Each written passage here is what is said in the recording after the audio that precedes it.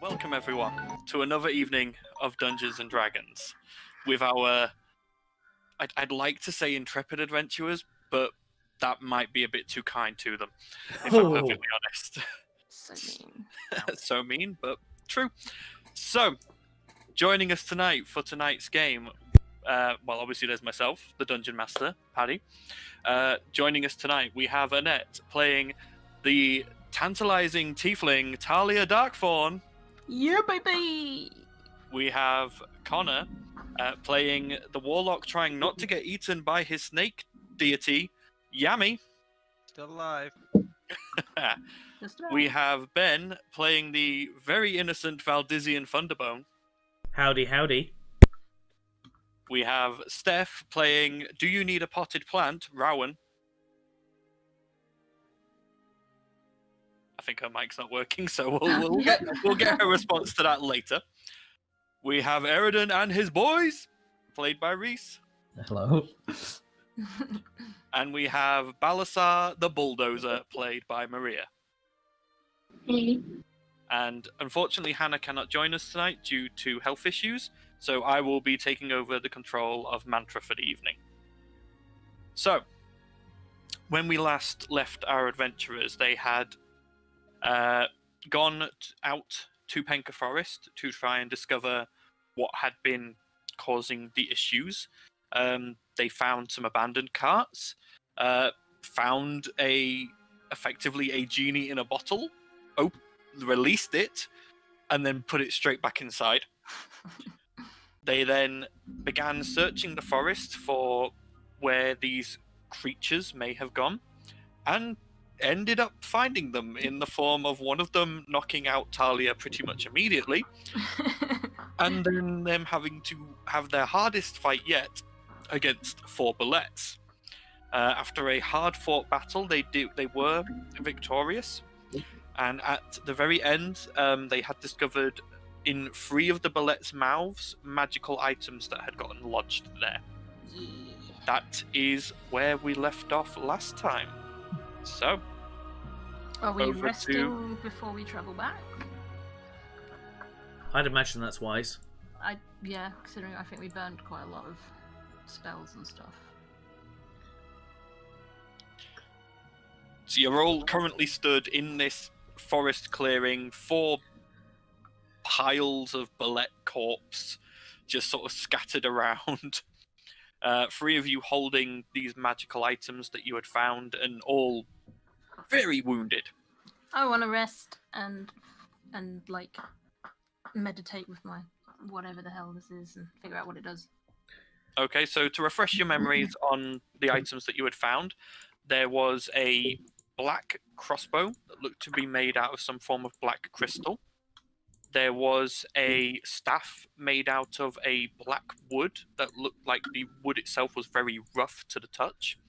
And there was a long sword with a red blade, and the handle is in the shape of a gauntleted fist. The crossbow's not in my That's journal. the one I had. Yeah, I've not added them to anyone's journals yet because you don't know what they are yet. Okay. So are we all taking a long rest then?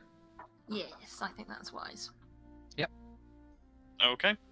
Are you taking a long rest here, or are you going back closer to the road? Probably closer to the road, I think. Near Okay. the carts or whatever. So you backtrack the way you came, and it takes you about 30 minutes, but you eventually get to the point where you can see the road again, and it takes you a little while, but you re-find your cart with Ghost and Shadow, the white and black horse, who are currently sort of stood there looking a bit nervous, but otherwise they've stayed and they've not run away at least. You guys set up around the cart and get a fire going, make yourself some provisions, and begin a long rest. Valdizian's gonna basically position himself where he has his normal war pick next to him, but also kind of next to that he's gonna include his new sword, because he has nowhere really to stow it. He's kind of gonna basically stack the 2 on top of each other and keep them very close to him. Okay. So, Talia's just gonna sit cross-legged and examine it and think about it and whatever it is she needs to do to Okay. figure out what it does. okay. So, yep. So, just spending the length of a short rest with an item will give you a general idea of what it does. I believe, Eridan, you had the staff. If you want to take some time to look at that. Yeah. Okay. So, Talia, after spending a short amount of time with the crossbow, you learn some of the details of it. I've added that to your journal. I will let you tell what that is as time goes on. That's awesome. Eridan, you also learn more about the staff. Again, added that to your journal for you to peruse. Valdisian, Yep. the blade, you can tell that it is magical, Okay. but other than that, you can't seem to get a read on it. Okay.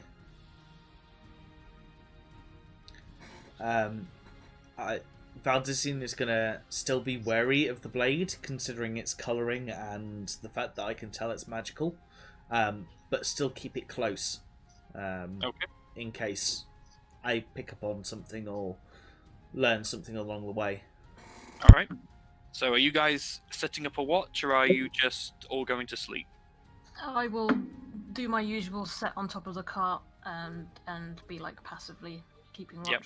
Yep. So I Just don't your sleep. 4 hour shut down, but with your eyes and senses still open. Yeah. Okay. So that's 13 passive perception. All right. Okay. So, you all slowly drift off to sleep, and all find your way into the land of dreams. Valdisian,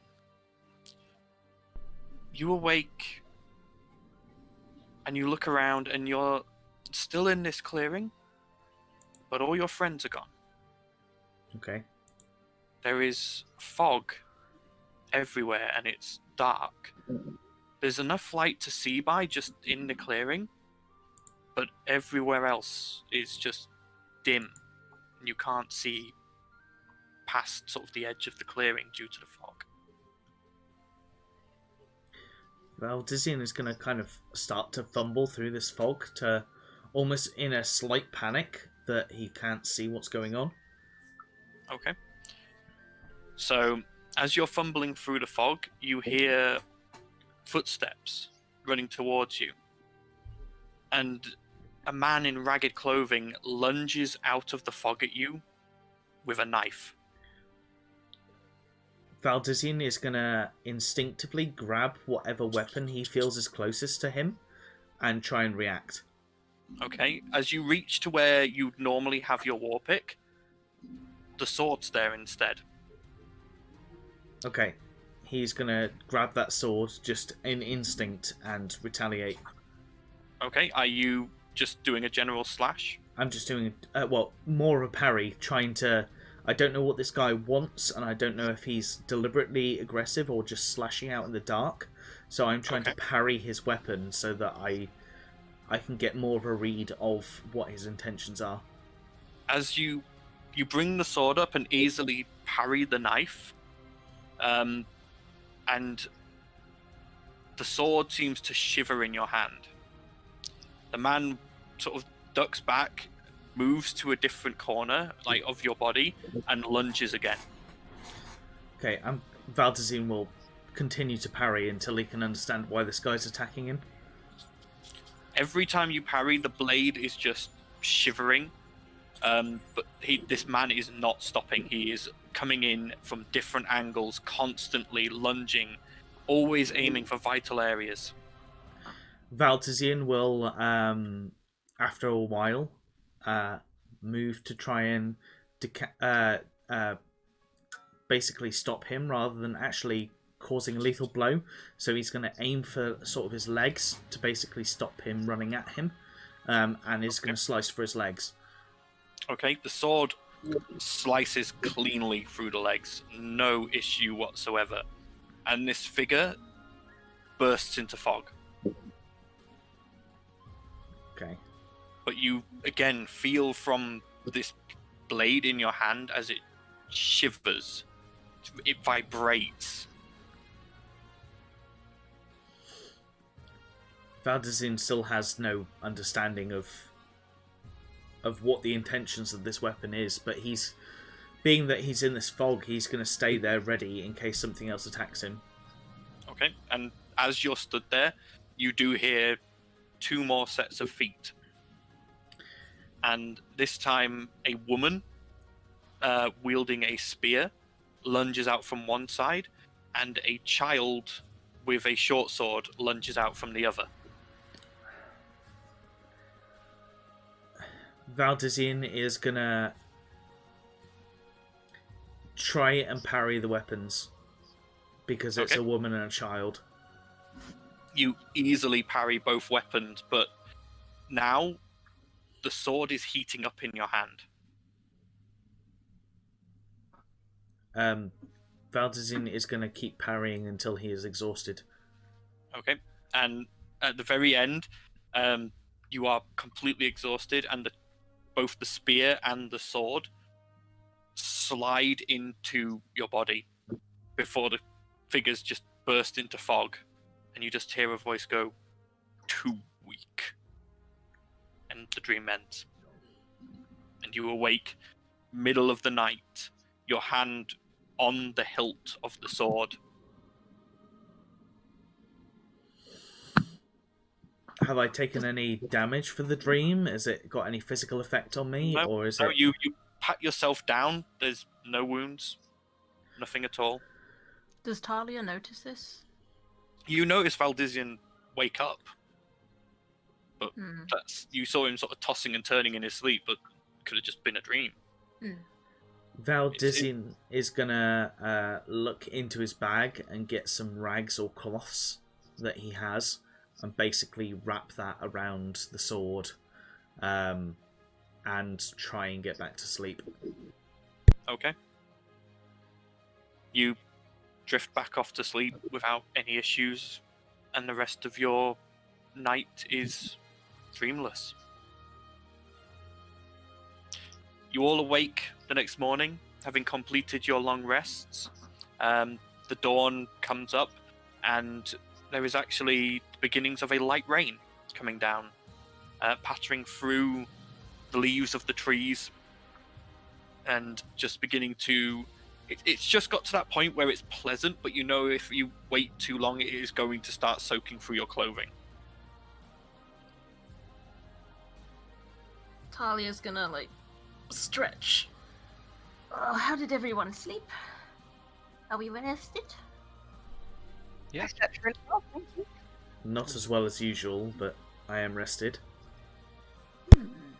Shall we head back then? I think we've done what we came here to do. I hope. Sure. Sounds like a plan. We got evidence, didn't we? Yeah, you guys had collected one of the claws off one of the bullets as evidence. Let's head back. Okay. So you All all... right, up front with Erden again, I guess. Yeah, I was about to say who's going where in the cart. Same issue as last time then. Yeah. So you all filter into the cart or onto the cart as necessary, and Eridan, you bring the horses back onto the road, and you set off back towards Maham. We should probably hand the cart in and whatnot, get our deposit back, and then What? I say we go to the Jigging Jester for a drink. Well, you've got travel yet. Yeah. I know, I'm just saying what we're doing when we get there. Whilst in the cart, because I've got some materials in my bag, I'm gonna take the string or whatever I had bought for making the necklaces, and begin to tie as many knots around the material I've wrapped around the sword as possible, just to create some kind of barrier between skin contact and the sword. Okay. All right. That doesn't take you long, and the rest of you are watching as Valdezin is carefully tying this sword into a parcel. I'm just gonna look at Valdezin and wonder, and eventually I'll go, Odyssean, are you okay? I don't think this sword is for us, or for anybody in this party. I want to get it checked out before anybody uses it.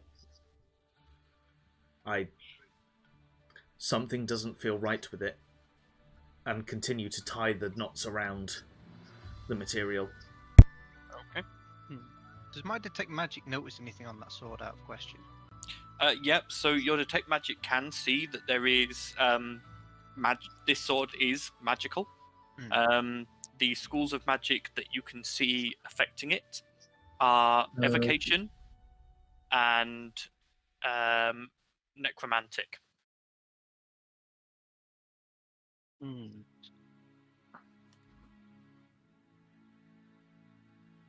I think I will agree with Valdizian. That sword is not for any of us. Yeah, Rawin just kind of looks between them both and go, okay, keep that safe, huh? Just in case it gets into the wrong hands. Okay. The first night comes. The day's travel was uneventful. You passed a couple of other carts along the way, but mainly farmers' carts, a couple of stagecoaches carrying people away from Maham. But other than that, there was nothing of particular interest. As you all settle down for another night's rest, again, are you setting a watch, or is it just going to be Talia the sentry bot? I will actually do a watch as well. Yeah, someone keep me company, man. Yeah, I'm gonna keep Talia company. Well, I only need 4 hours, so I imagine I'm on And just a stare at basic her watch weirdly because most she just nights. sits there and unmoving, unbreathing, and yeah. Okay. I don't know if can Talia respond when she's like that? No. You can't. do. You basically go like almost catatonic. You can still see and hear, but if you actively do anything, it breaks the rest. Okay. Well, I only need 4 hours, so Yeah. Valdizian is gonna, in one hand, hold his religious symbol, and when he thinks that the rest of the people are asleep, he's gonna try and open up a little gap in the material of the sword and touch the sword again and try and go sleep, so that he can try and learn more about what the sword's intentions is. Okay. So you drift off to sleep. Rowan, make me a perception check, please, for the watch.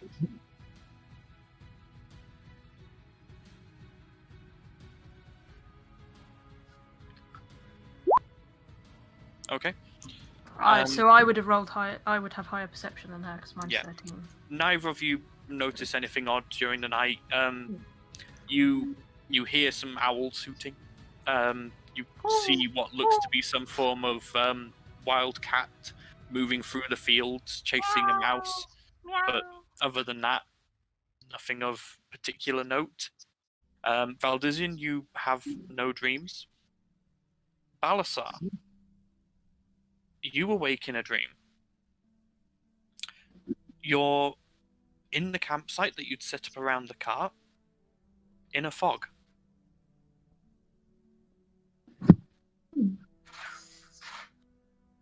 And do I see anything in that fog? Looking around, it's very difficult to see. As you sort of take a few steps towards the edge, you hear a set of footsteps running towards you, and a disheveled, homeless-looking man wielding a knife lunges towards you. I yell at him, friend of foe. He doesn't respond. He just lunges with the knife and tries to stab you. I'll parry that attack and attack him back. Okay. As you pull out where your longsword normally is, it's the longsword Valdizian had. It's the red-bladed longsword. And as you parry the blow and then immediately take the opening given and slash this man across the chest, the blade seems to hum. And the man bursts into fog. What weird occurrence? A couple of seconds pass, and you hear 2 more sets of footsteps as a woman with a spear and a child with a short sword lunge out from the fog on either side of you, both aiming to attack you. I attack them back. Okay, so you quickly block their attacks and strike them both, and they both burst into fog, and the blade hums again in your hand, and you hear a voice go, "Better. The final test." And this time you see, coming out of the fog, a shadowy Valdizian charging at you with a war pick.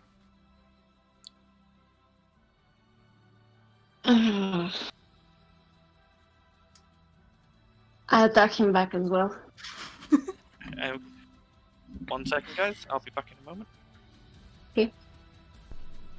Way to pause, Paddy. Oh my god! I know, Way to just leave!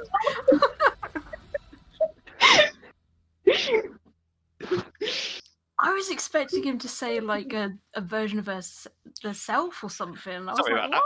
That's pretty freaking. So you easily block the Valdizian's attack and slash him, and again he just bursts into fog, and the blade just goes, "Yes, you'll do," and the dream ends, and you return to dreamless sleep. As you all awake the next morning, Valdizian, the sword is no longer under your hand. Instead, it is now in Balasar's hand. Where is Balasar sleeping in conjunction to where I am? You'd probably all be sort of around a single like fire that you'd built, so she's not far away. So I feel the area that I'm sleeping in to see where the sword has gone, and feel the cloths and move the cloths out of the way in kind of a panic, and then look around and see it with Balasar, and wait for Balasar to awaken.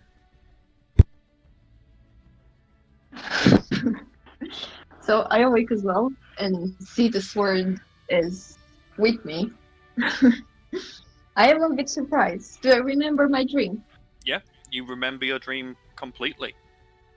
And as you awake, a voice sounds into your mind and goes, "Good morning, wielder." Oh. Balasar, why did you take the sword? I did not take the sword. Somehow it appeared with me. I know this sounds strange. I It had just spent happened.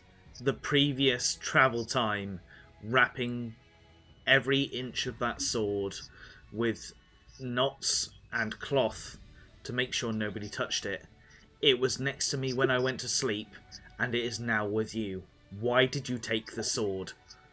Talia's going to get between them and be like, hold up. There has to be a reasonable explanation for this. You say that sword is tricky, right? What happened? What happened to make you think that it was tricky? At this point, Balasar, the voice comes back to your mind and goes, "Wielder, tell the unworthy one I choose my own owners. He was unworthy. You are worthy." Oof. So okay, I look toward Baldizian and just repeat what was said to me in my head. In your head or out loud? No, like out loud, sorry. Okay. Any sword that requires you to strike down women and children is not for us. Whoa, what's going on? What do you mean women and children? We haven't seen any women and children. What are you talking about, Val? The sword conjures illusions. The sword is not for us. What Balasar. Oh, illusion? they're just illusions, aren't they? Balasar, at this point, the voice in your head goes, "The unworthy one shows mercy. That is not the path of a warrior. A warrior must strike and strike hard against those who seek to harm them. To let an enemy live is to put a blade at your back. You must strike strong and true.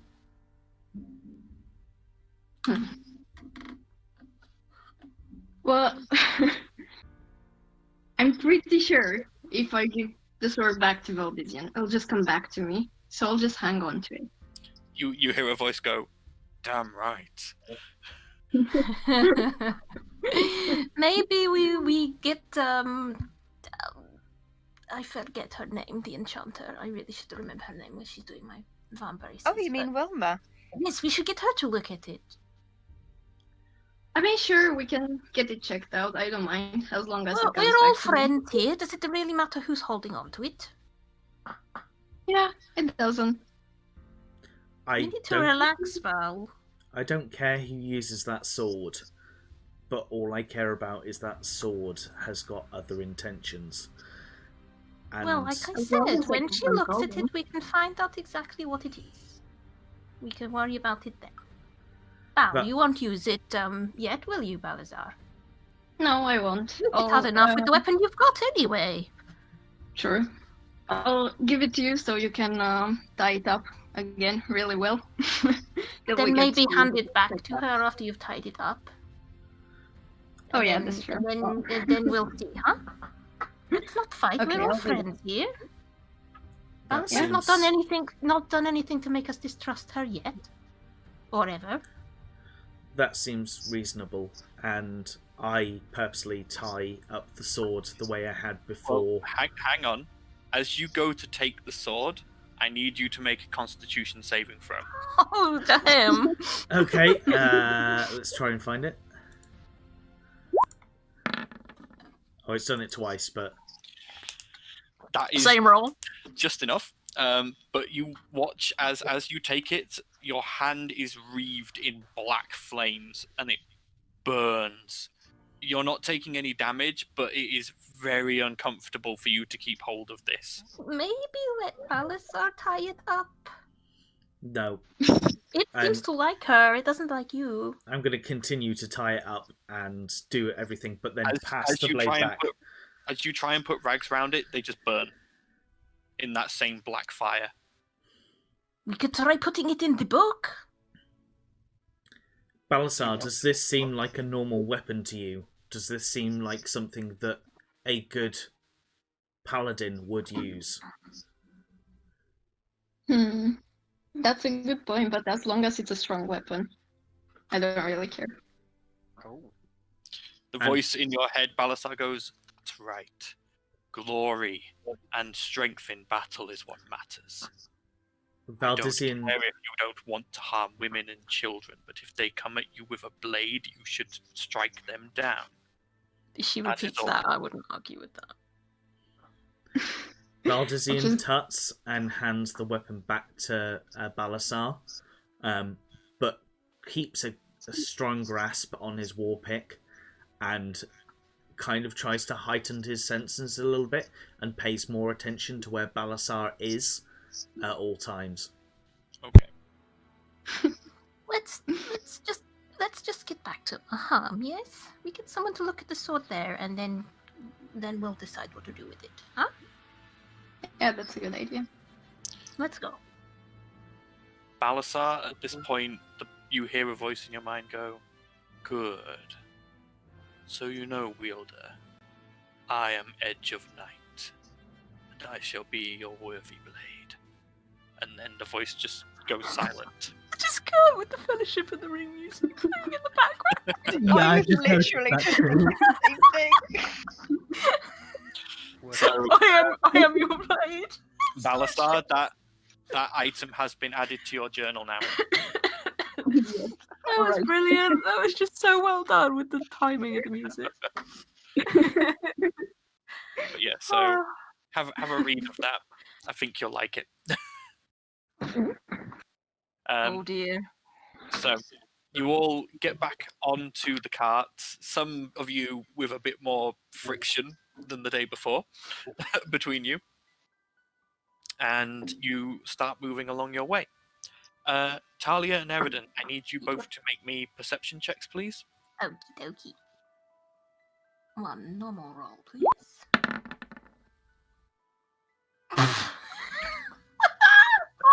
The game is. Oh, good. see. Eridan saves the day. Oh, thank God. So Talia, you're just sort of you're leant back in the seat, watching a bird flying overhead, DnD Beyond dice. pointing at it and sort of chatting to Queenie. Eridan, you notice Distracted from my crew. coming up ahead. This is a slightly different road than the one you took to get here, just like a different sort of dirt path. You see what appears to be a shrine at the side of the road. Is it noticeable what it's to? You can't tell from this distance, but you can see that it is obviously a well-frequented shrine, as there is a number of what's the word I'm looking for? Tributes that have been left. You can see what looks like food, figurines, flowers. There's even a few what looks to be small pieces of jewellery. Are we still in the forest at this point, or are we... No, you guys are now... You've gone out of the forest and you're now moving through the farmland between the forest and Maham. Right. I'll wait till we get a bit closer to get a better look at it. Okay. As you pull up alongside it, you can see that this is a small, very weathered shrine, very old looking. And there is a symbol upon it. A symbol of a coin with a woman's face.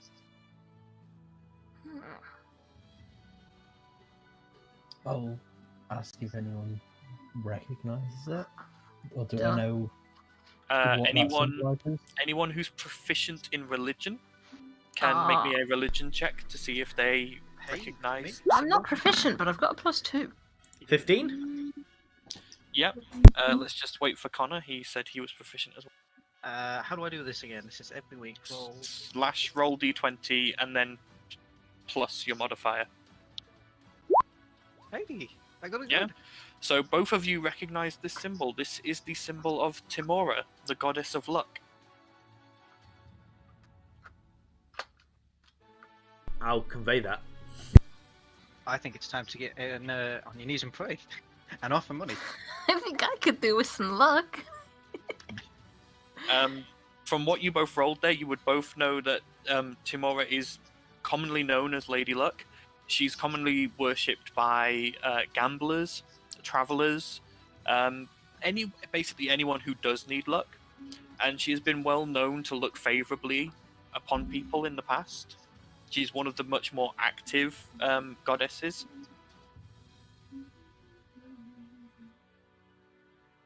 Talia's gonna tilt her head with suspicion.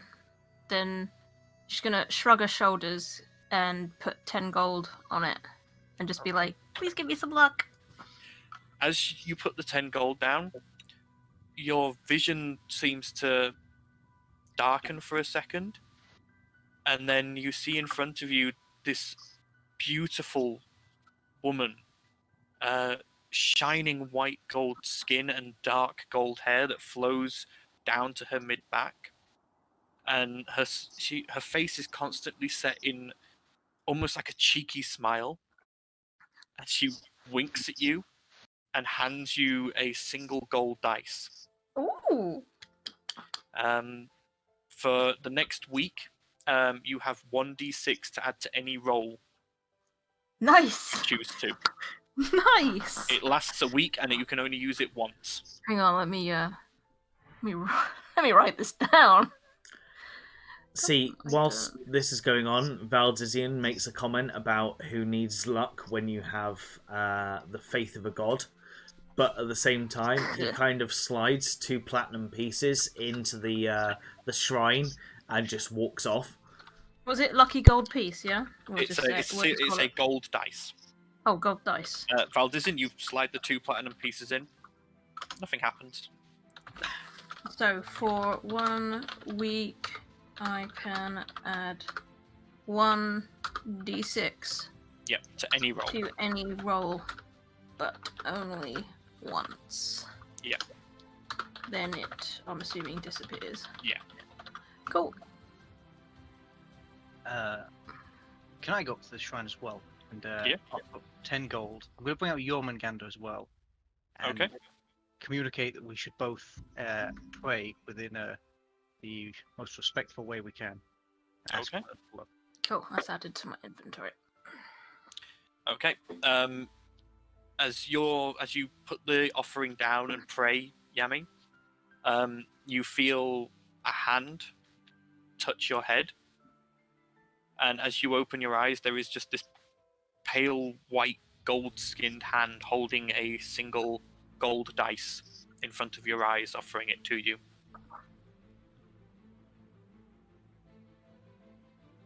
I will accept the dice. Okay. And- So you have the same thing. You can use this d6 to add to any roll once during the next week. Cool. I've seen everyone else put money in, so Let's I'm all gonna just get feel some bad. luck. Yeah. Looking at this shrine, it doesn't have to be money. There are offerings of food. There are offerings of flowers. There's offerings of jewelry. There's what looks to be hand-carved figurines of Timora. There's bits of everything here. I'm gonna look at what's on display and look at the shrine. I'm gonna place a gold piece, but I'm also gonna get my own loot, not the special loot. Mhm. My own loot, and actually try and play a little tune. Okay.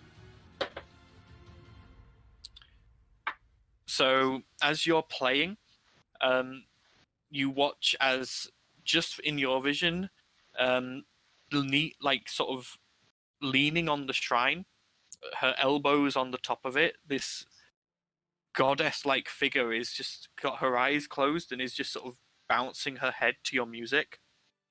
And as your song finishes, she just flicks you a single gold dice. Damn it, I could have done that for free. Valdizian, whilst hearing I this could have music, given her is that just gonna. chocolate. Valdizian, whilst hearing this music, is just gonna smile because the music kind of soothes him a little bit. Oh.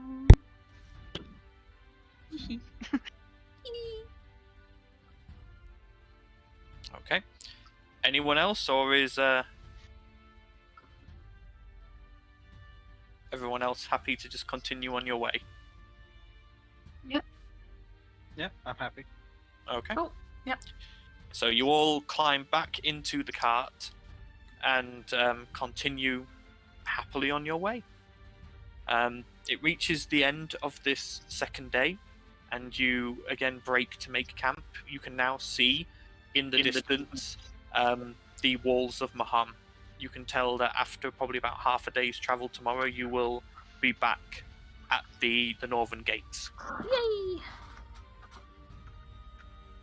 I can't wait to Are get back you to my room. setting up a watch again, or Valdizian insists that he wants to take a watch, if not the longest watch. okay? Yeah, and Talia will do the same, as she always does. Yep. Might as Okay. well make use of it. Okay. I won't argue. All right. So, Valdizian, please make me a perception check. Mine, obviously, normal 13. Trying to find it a sec. There we go. Woohoo! Ooh! First Nice. natural Okay. 20. Wah, wah, wah, wah. So,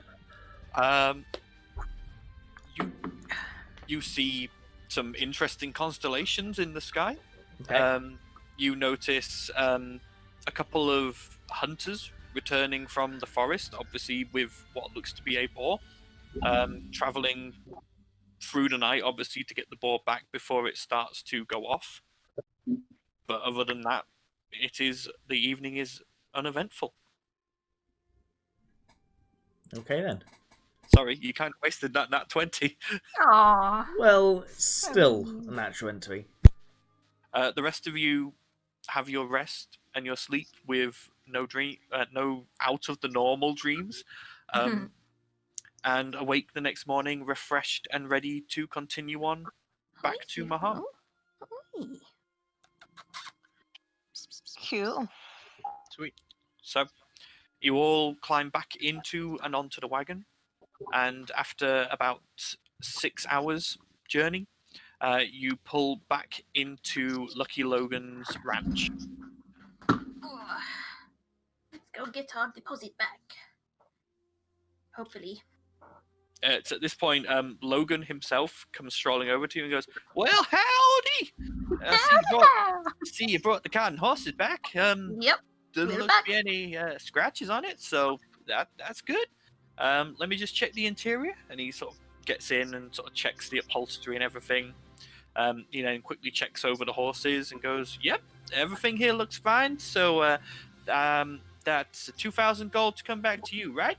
No, thank you very much. No problem. Let me just go fetch that for you. How much is that each? Goes off 2,000 gold between 8 of you. That would be 250 gold each. Sweet. I like There we money. go. Who bought it originally? We all share it out. Yeah, we split it. Yeah, I We think I think did. we all split it. Yeah, I couldn't remember. Makes sense to split it back. so. He comes back with the heavy pouch of gold and hands it over and goes, "There you go." Thank you very much. So again, come back anytime you need horses or anything of the like. I'll see what I can do for you Pleasure doing business with you. and with you. Thanks Have a again. nice day now. Let's go to the Jiggy Jester. I want a drink. I'd Okay. like to go to Marge's. Oh wait, With no. I need to get Balasar. my vambraces back first. Marge? Marge's? Who's Marge? Wilma. Wilma, Let's sorry. go to Wilma first. Wilma, Sorry, that's who I meant. I want my vambraces. I forgot almost. I'm the one who's rubbish name. Hey Yami, didn't you have something to collect too? Oh, that's right, I did. Well, not. Oh no, it was for me. Yeah, no, I do. Let's go Okay. get our stuff. All right, so you guys head in past the guards. No, none of you will have high enough for that. That's fine. So you head in through the northern gate, down to the main crossroads in the city, moving past the Arcane Academy and the Temple District on the right. And then as you reach the crossroads, you turn left, heading past the Jigging Jester, which at this time of day doesn't look too busy, from what you can tell. You move along, then weave through the area behind the Jigging Jester, moving through the courtyard with the fountain, past Candied Cantrips, and down into the very back corner where Wilma's Wondrous Wares stands. I'm going to walk in happy and be like, "Hello, we're back." As you walk in and are happy, all you hear from the desk is, "Ugh, Oh dear, is someone hangover? I wish. Oh, I'm tired. I've not had. Oh, okay. Well, at least it's you. I've skipped a couple of nights' sleep to finish your items. Oh, Well, I've got them all ready. Are you all here? yeah, me, I'm here. Yami's here. Everyone's here. I'm here as well. Good. Right. I think everyone. Stay there, and you can see she's got big bags under her eyes, and you can see that there is a tankard next to her with runes inscribed all over it, which has a small amount of steam coming out of it, and you can smell what is probably the strongest coffee you've ever smelled. Are those runes keeping that drink warm? Yeah. I need to get me one of those. Pretty In real life, though. simple enchanting. Anyway, hang on. And she goes into the back and comes out carrying 4 items. One is a set of leather vambraces with Woo! silver studs. Yeah. She Thank you very much. puts those down and goes, "There you go. Set of +2 vambraces. Thank you very much. No problem." Talia immediately puts them on, but no, she needs to rest with them to achieve. Yep. The next one is a cloak clasp It's been made out of gold, designed, and its design of it looks like a dragon rearing its wings as if it's preparing to take flight. And the eyes of the dragon shine with like this inner light. She goes, right, that's for you, Valdisian, yes? Yes, thank you. That's your draconic clasp there. She hands it over. That's Nice. added to your journal. What is the plus on that one? +2. +2. And Same I as mine, thank yes. her and give her an extra 50 gold for doing it so quickly. She sort of looks at the gold and goes, I don't, no more jobs. Take it back. But I'm not asking Here. for another not asking for Oh. another job. It's as thank you for this job. I want to Alright. thank you too. Here, I got this from a sweet shop. It's luxury chocolate. Here you go. Oh, thank you. Make you feel better. Thank you. She takes it and puts it next to the coffee. And she goes, right, next, was you, Mr. Druid, yes? I suppose so. She brings out what looks to be a collar made out of green silk. And attached to it, where it would rest in the nape of the neck, is a small silver bell. And she goes, this was a bit tricky, but I managed it. I combined the healing word spell with the magic mouth spell in the enchantment, and when you give it the correct mental command, the magic mouth spell speaks the incantation of healing word, and you can direct it as you would normally. Is that all right? Yes, that's excellent. But it means you have to walk around with the collar on. It does. It's got 3 uses per day. That's all I could put in it at the moment. I could maybe have a look at refining it later on, but that's down to you. She hands it over. That's now added to your journal, Eridan. Excellent. And then she goes, and Squishy Boy, yes, Squishy Boy. She, I'm glad we have this relationship here. Thank you. she holds up your gauntlet of overlaying steel plates that goes all the way up to your shoulder. Ooh. And you can see that it's like the plates are now more refined, and it looks like it's easier to move in. And the other main change is that there is now a black gem embedded into the palm of the gauntlet. Ooh. And she goes, right, Fancy. so the gem is enchanted with the ability to cast the shield spell as a reaction. It's 5 charges, and it regains a certain amount each day at dawn. She passes that over to you. Thank This you. is some really good enchanting work. I will Thank you. definitely recommend you to anyone I see. Oh, please do. That would be very good for business, but I don't think I'm going to have much to do. I think I'm going to take a couple of days to rest, and I then think that's maybe a good start on idea. some more things. Rowan some- actually walks up to Wilma and says, what we're going to do is we're going to leave the door and we're going to turn the sign to closed and you're going to go to bed, right? Yes, you're going to rest. Yes, that would be lovely. She sort of looks at the coffee, Rowan and just she smiles. still goes to pick the coffee up, looks at it, and goes, if I'm resting, I don't need to drink any more of that. I mean, you wouldn't want any to go to waste. Would you happen to sell a vial of that coffee to go? Coffee to go? She picks up, she looks at the tankard, and just goes, all right. She pulls out a potion vial, empty potion vial, pours this thick black sludge of coffee into it, and holds it out. There you go. You can have it. I'm not going to charge you. Oh. Well, Hey. thanks. Vial of coffee sludge. Make note. Hey, it's worth a try. Wilma, I understand you're about to take a couple of days off, but and Don't you dare give her any Valdisian more. turns to Balasar and goes, Balasar, is there anything you want to ask? Oh, yes. The sword. I mean, it's what you want to ask, actually. But can you take a look at this sword? Yeah. Let's have a look at it. I just put it on the table in front of her. Okay. She sort of mumbles, makes a couple of gestures, and her eyes flash. And all right.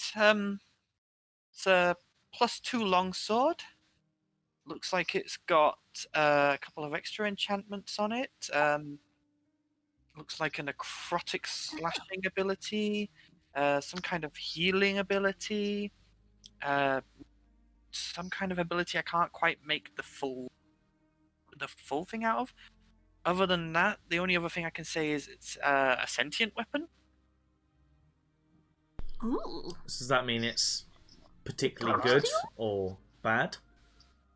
It's sentient. It's got its own. It makes choices. Quite normally with sentient weapons, sometimes they're good, sometimes they're bad. Sometimes it's down to the wielder. With a lot of sentient weapons, the sentience inside it can be helpful. It can lend advice, things like that. Sometimes, obviously, you can get sentient weapons that are not so nice. I can't really tell that from just an identify spell. It's the sort of thing that only the wielder can really find out. Well, then it's up to me. And I want to keep it. That's fair for now. Well, I can't see anything on it that's going to hurt you, so yeah, it should be fine. I mean, there's a thing on it that basically looks like if you hurt yourself with it, it gets extra powerful, but again, that's a choice. I don't think the sword's going to make you do that. Yeah, probably. So I'll just pick up the sword and put it back in my backpack. Or sheath it, wherever. We can keep an eye on it for now. I mean, it's not really done anything bad, has it? Other than in your head. Yeah. Any weapon that can cause images in your own head, I think is bad enough. Oh, it was a test weapon, was it? I mean, when you touch your holy symbol, do you see things? Occasionally, but that's due to my faith. Well, what's the difference? It's just a thing. My and you see faith has things. never caused me to try and kill a woman or child. But Okay, nobody killed a woman or child. And I just This go point, silent at that point. Wilma's just looking between you all and going, as lovely as this philosophical debate is, What? can you take it outside, please? Yeah, And I Rowan kinda apologise. helped shove everyone outside. We can like, keep an throwing eye. We can keep an eye. Let's go to the jigging jester and get some drinks. And Valdizian, like, thoroughly Think about what we're doing apologises next. and goes outside. You Rowan's the watch- last one out, and she does the open sign to close and gives Wilma a wink as she closes the door. As you close the door, you can see through the glass Wilma make a gesture, and you hear the lock click behind you, and you just see this poor gnome stumble off into the back.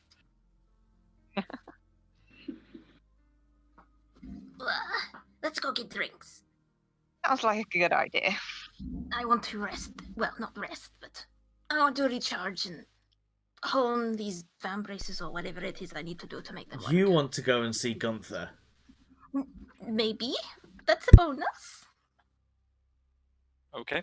So you guys make your way back past the candy cantrips, past the fountain and the silk cheeks, back around to the front of the now welcoming visage of the jigging jester inn.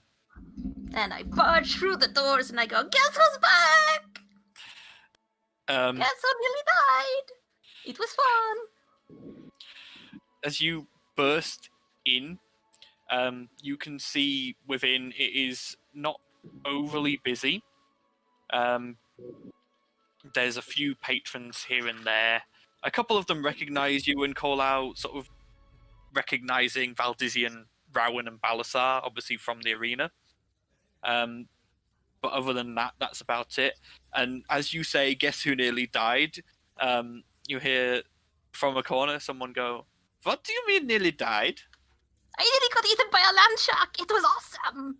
And as you turn, you can see Gunter, but he stood behind someone and is currently draped like over their shoulders, his hands moving up and down this man's chest. This man Nadia is kind of narrows her eyes but doesn't say anything. very rigidly at attention and is wearing a perfectly pressed uniform and carrying a scroll. and he is looking very uncomfortable. Oh, well, land sharks, how interesting. This gentleman's here for all of you. I thought I'd keep him entertained until you all arrived, but so far he's been quite the stick in the mud. Oh, who could be a stick in the mud to you? I know. I think he's on duty. I think maybe if he comes back later, we could have some fun. Yeah. Has this guy got a frowny face? This guy has got a.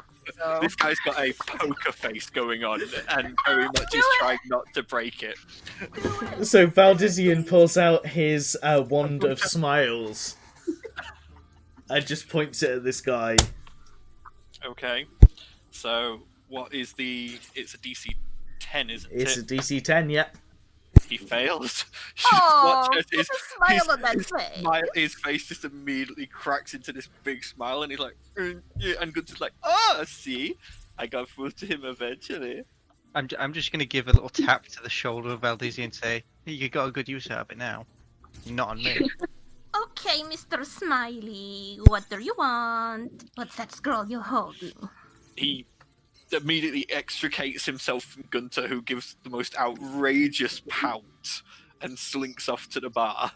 And he walks over to you. The smile only As he walks over, I'm gonna put my arm around him and put my hand on his chest and be like, hey there, big boy. The bar is in the opposite direction from where you guys are, so he doesn't walk past you, unfortunately. No, I meant like the guy with the scroll, isn't he? Oh, the guy with the scroll. No, he's walking up to you. Yeah, that's what I mean. I put my arm around him. All right. The smile's just fading off his face, and he's looking still uncomfortable. he turns to look at Valdizian and goes, I'm guessing you're the leader? Well, I don't know. Do we have a leader? We run on a democracy here. Yeah, we all have goes, to say. I'll vote for Valdizian as leader. Too late Good. for democracy. I wouldn't say I'm the leader, but I can certainly hear you out if you want to speak one person to one person. Otherwise, you can talk to the whole lot of us. We have equal say in what we're doing. No, it's fine. He hands you the scroll and goes, that is from the Emperor. Good day. And he immediately he extricates himself from Talia and is just out the door. Aw, you're no fun. What'd it say then, Val? I'm going to open up the scroll and see what it says, if it's in a language I can read. It's written in common. And opening up and looking inside, what is written there is basically a writ of royal summons. It states that you and your group have warranted the attention of Emperor Astar, and he is interested in meeting you to both discuss your prowess in the arena, your due service to the Empire with your actions in Penka Forest, and the potential of future employment. Ooh. It has a royal seal at the bottom, which you can show to the guards at the gates to Halcyon Heights to be allowed into the Central District, and then at the gates of the Sovereign Citadel to be allowed inside there. Ooh, Well, jackpot. this is what we were aiming for. Let's get drinks to celebrate. It does state on it at your earliest convenience. Well, a drink is important. We can take the drinks with us. Can we take the drinks with us? Gunter at this point goes, as long as you bring the glasses back, I don't mind. Talia just happily trots over and orders a drink. The serving girl behind the bar just sort of gives a nod and fetches you your drink. All your food and drink is still on the house at this point in time. Talia Valdizian just kind of... downs it, lets out a massive belch and goes, let's go! Valdizian kind of turns around to Rawin and goes, Can I buy you a drink? Rowan's kind of like, she's still kind of pondering on the letters, like, thank you for the offer, Valdizian, but for this, I think I want to keep a clear head. Okay, Valdizian will go to the bar and grab, like, 2 steins full of water, and just come back with 2 steins full of water to, like, be super hydrated and stuff, and hands one to Rawin. Super hydrated. And hands one to Rawin. She kind of looks at go, okay, yeah. And he I'll kind take of that. gives his, like, really forced, I don't know how to smile, like he's really trying, and continues to drink his water. Climbs up on a stool by the bar and goes, "Water for me too," and gets handed a smaller stein that she quickly starts guzzling from.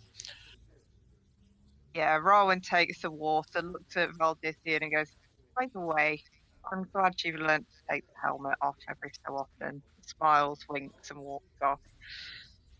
Talia's just gonna like elbow Val in the ribs and be like, "Oh, look at you! You'll get it down."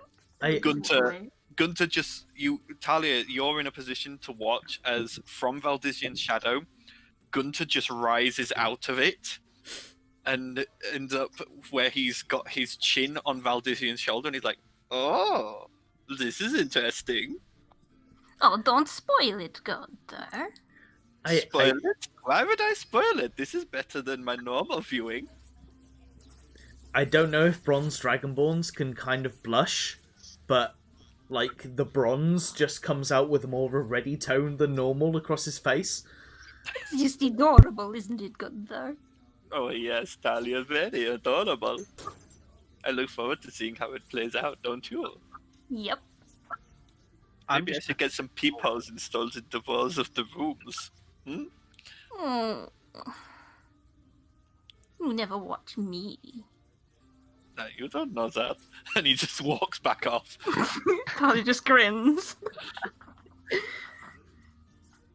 wouldn't be able to tell if she was blushing because she's red, so. You would. You would go a darker red in places. So, is anyone else taking time to take a drink or anything? I'm gonna try some of this sludge coffee Okay. stuff. Has this been long enough to attune to anything? We'll say you guys, whilst you're having these drinks, it will count as a short rest. So yes, you can attune to things. Right, I'm going to unattune to the Ring of Vanity and attune to the Vambraces, so I now have an AC of 16. Okay. So you're trying the coffee sludge. I'm gonna try Okay. this. A very small Are amount. you just a very small amount? Okay. Yeah. Roll me a Constitution saving throw. Oh. Okay. Is this just a D20? Yep. It's all about the rolls. Okay. You immediately feel awake, energized, and just brimming with energy. Like you feel like you could go to the library and probably spend the rest of the day there speed reading. I'm just gonna pop the cork back into the potion and say, I advise no one have this unless you are dying. Jormungandr is sort of knelt on your shoulder and is sniffing at it interestedly. I'll pop it back open. I'm gonna say, you dare, here you go. He snakes his tongue in, takes the tiniest amount. Yep. And immediately he just flies off your shoulder and starts flying around and around the room doing aerial acrobatics. Does Queenie get jealous? Queenie probably does, but is at the same time just watching imperiously as if to go, stupid lizard. Rowan just kind of looks and goes, "I've never actually heard a dragon hum before." Valdisian goes up to Yami and just whispers in his ear, saying, "If you need something to get you going in the future, you should just go to the bar and ask for Scumble." Maybe that's not a good idea. I've heard about the effects of Scumble. I think I'll seen stick it. with the black sludge. Okay, and he kind of like sinks away. We should probably answer that summons. But you do the talking. I hate nobles. I'm not talking to him. So we all going to answer the summons then? Because I don't want to get hung. The summons calls for your whole group. Yeah, Not Let's go. just one, it calls for the whole group, so everyone would have to attend to be allowed entrance. What about Gunther? He's an accessory of the group. Does he count? He is not listed on the scroll. Are we including parties that aren't involved in the online? Just in case we do go back to being in person? Just the current 8. Okay. You could probably vouch for others as and when necessary. Okie doke. Like later. I mean, this scroll is, from what you can read, is a one-time use. Once you've gone in and then come out, you won't be let back in. Not until you've completed whatever task the Emperor has asked of you and sends for you again. Okay. This is not a free passage thing. This is a one-time to see if you're worth his time. Okay. Are we all happy to still go and see and follow the request of the scroll? Well, I wouldn't say happy, but it is. It's kind of what we're set out to do. Yes. Yeah, Gunter at this point looks over at you and goes, "Good luck. Remember, see what you can find out." We'll let you know. Hopefully, we don't die. I'll pass it on to Boras. Let's go. Okay. So Let's go! Let's go! let's go. Ha-ha! So heading Fuck him out of the Jigging Jester, you turn pretty much immediately to your left, and you can see ahead of you, in the wall to Halcyon Heights, and you can see it cresting. Maham is built on a hill, and it crests up, and at the very top of this crest is the Sovereign Citadel.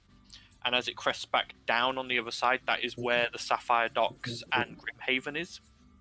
And you can see looming over like the tops of this wall, even from this close to it, you can see the tops of the towers of the Sovereign Citadel. As you approach the gates, whereas before there's been a guard presence on gates, the guards on them either looked fairly shabby, or they were very much sort of, you know, the career guards. They're very much there to earn money and then go home. At this gate, these are soldiers. These are very much, they're attentive. They are turning back anyone who isn't from Halcyon Heights or who does not have business in Halcyon Heights. And they mean business, and there is probably double the amount here as there is guards on any other gate in the city.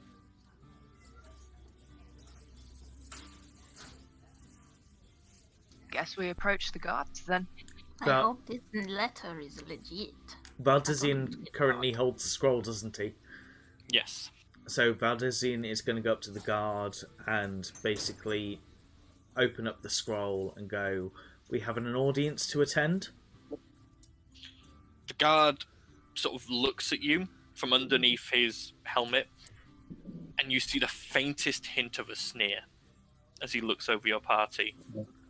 He goes, Ollie just smiles at him and waves. he takes the scroll, reads it, rolls it back up and goes, "Let them in!" And you watch as the large gates themselves do not open, but a smaller set opens up, allowing you entrance through into Halcyon Heights. Valdezine is going to turn to this guard as we've all passed through this entrance area and goes, "I appreciate your work and your dedication to this role. Would you like some taffy that I have?" And he hands the guy that sneered at him one of the taffy sticks that he has.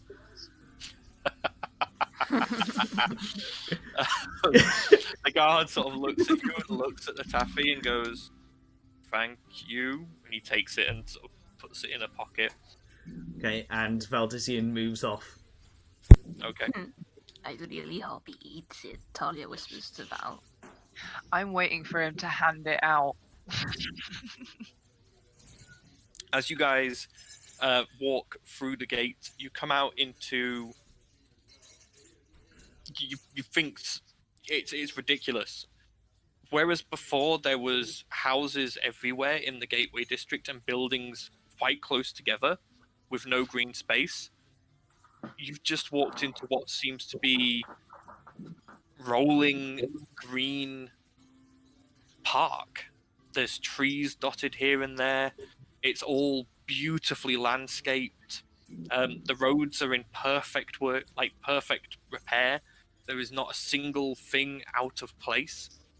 And you can see large mansion-like buildings set in big plots of land scattered here and there around this extravagant and beautiful area of the city.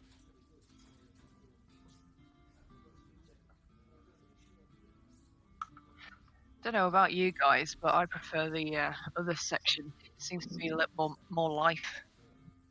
This is just the story of every city I've ever been in. The rich will stay rich, look down on the poor live in slobber, and they live in these silly little houses with their posh bricks and bushes and think they're better than everyone else. I hate it.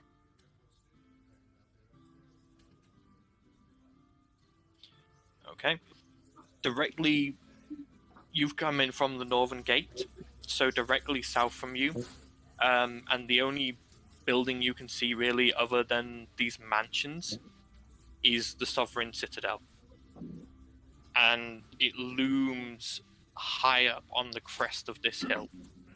The Citadel itself is made of a mix of white and black marble.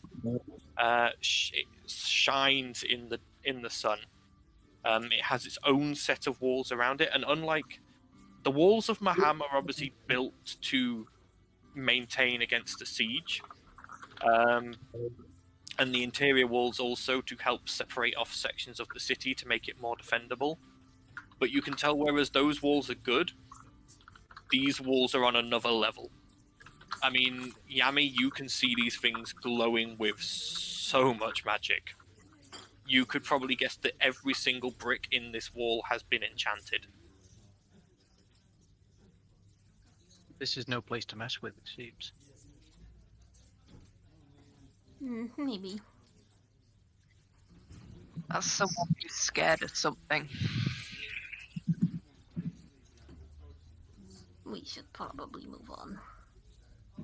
Okay. As you approach closer to the Citadel, you can see that though it is beautiful, it's not been built for beauty.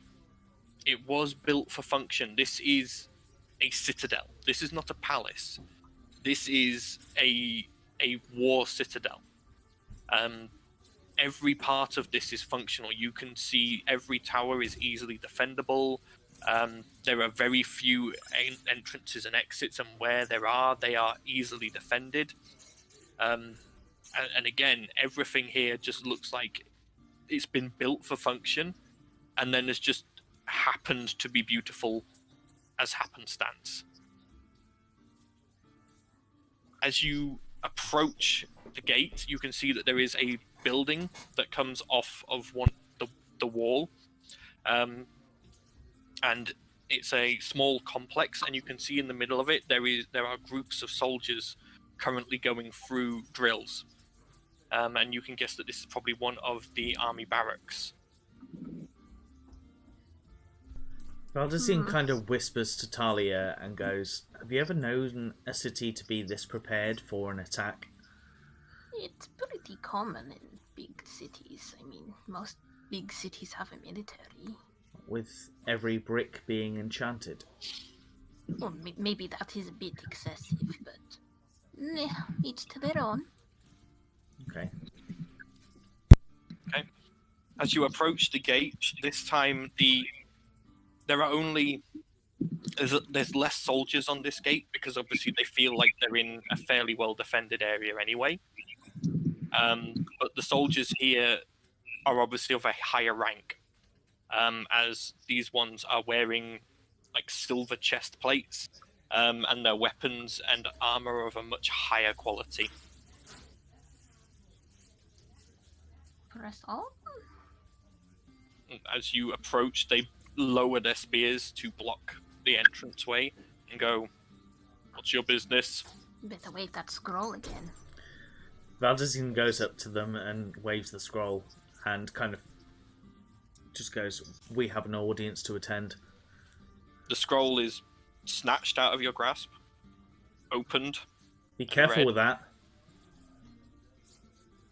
All right.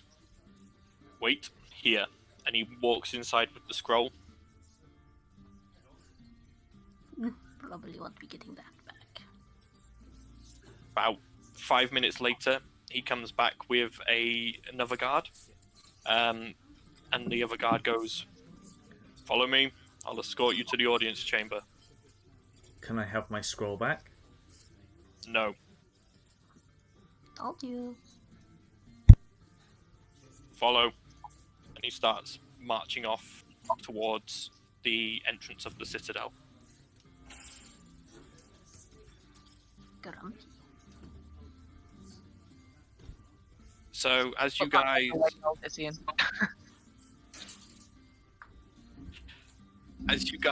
continue through, as you go through the gates and into this area, whereas before the landscape had been extravagant and obviously man-made, it is even more so within these walls. Like you can see that there is one area that looks like it is a small man-made desert, with obsidian statues that look like they've probably been bought and imported from ruins. You can see what looks to be a giant swimming pool, and in another area that you can just see slightly out of vision, around the bend, you can see what looks to be cages, and you can hear the hoots and howls of various animals and birds.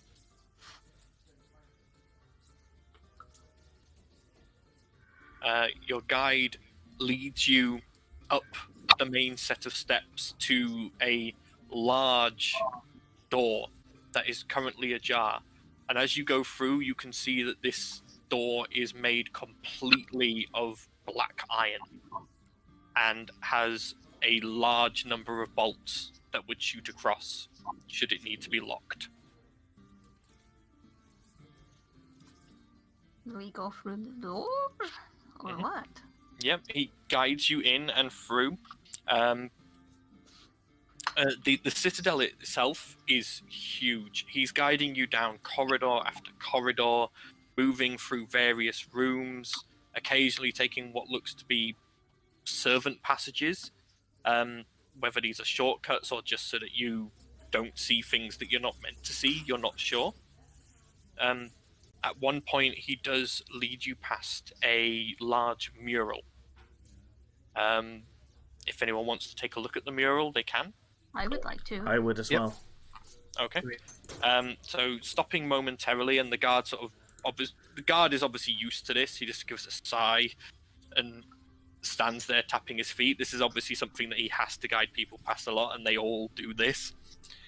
Looking up at this mural, you can see that it depicts a group of humans, one of whom is wearing a crown, and kneeling down to them is a giant figure in glowing white armor, and where their head should be is a sun.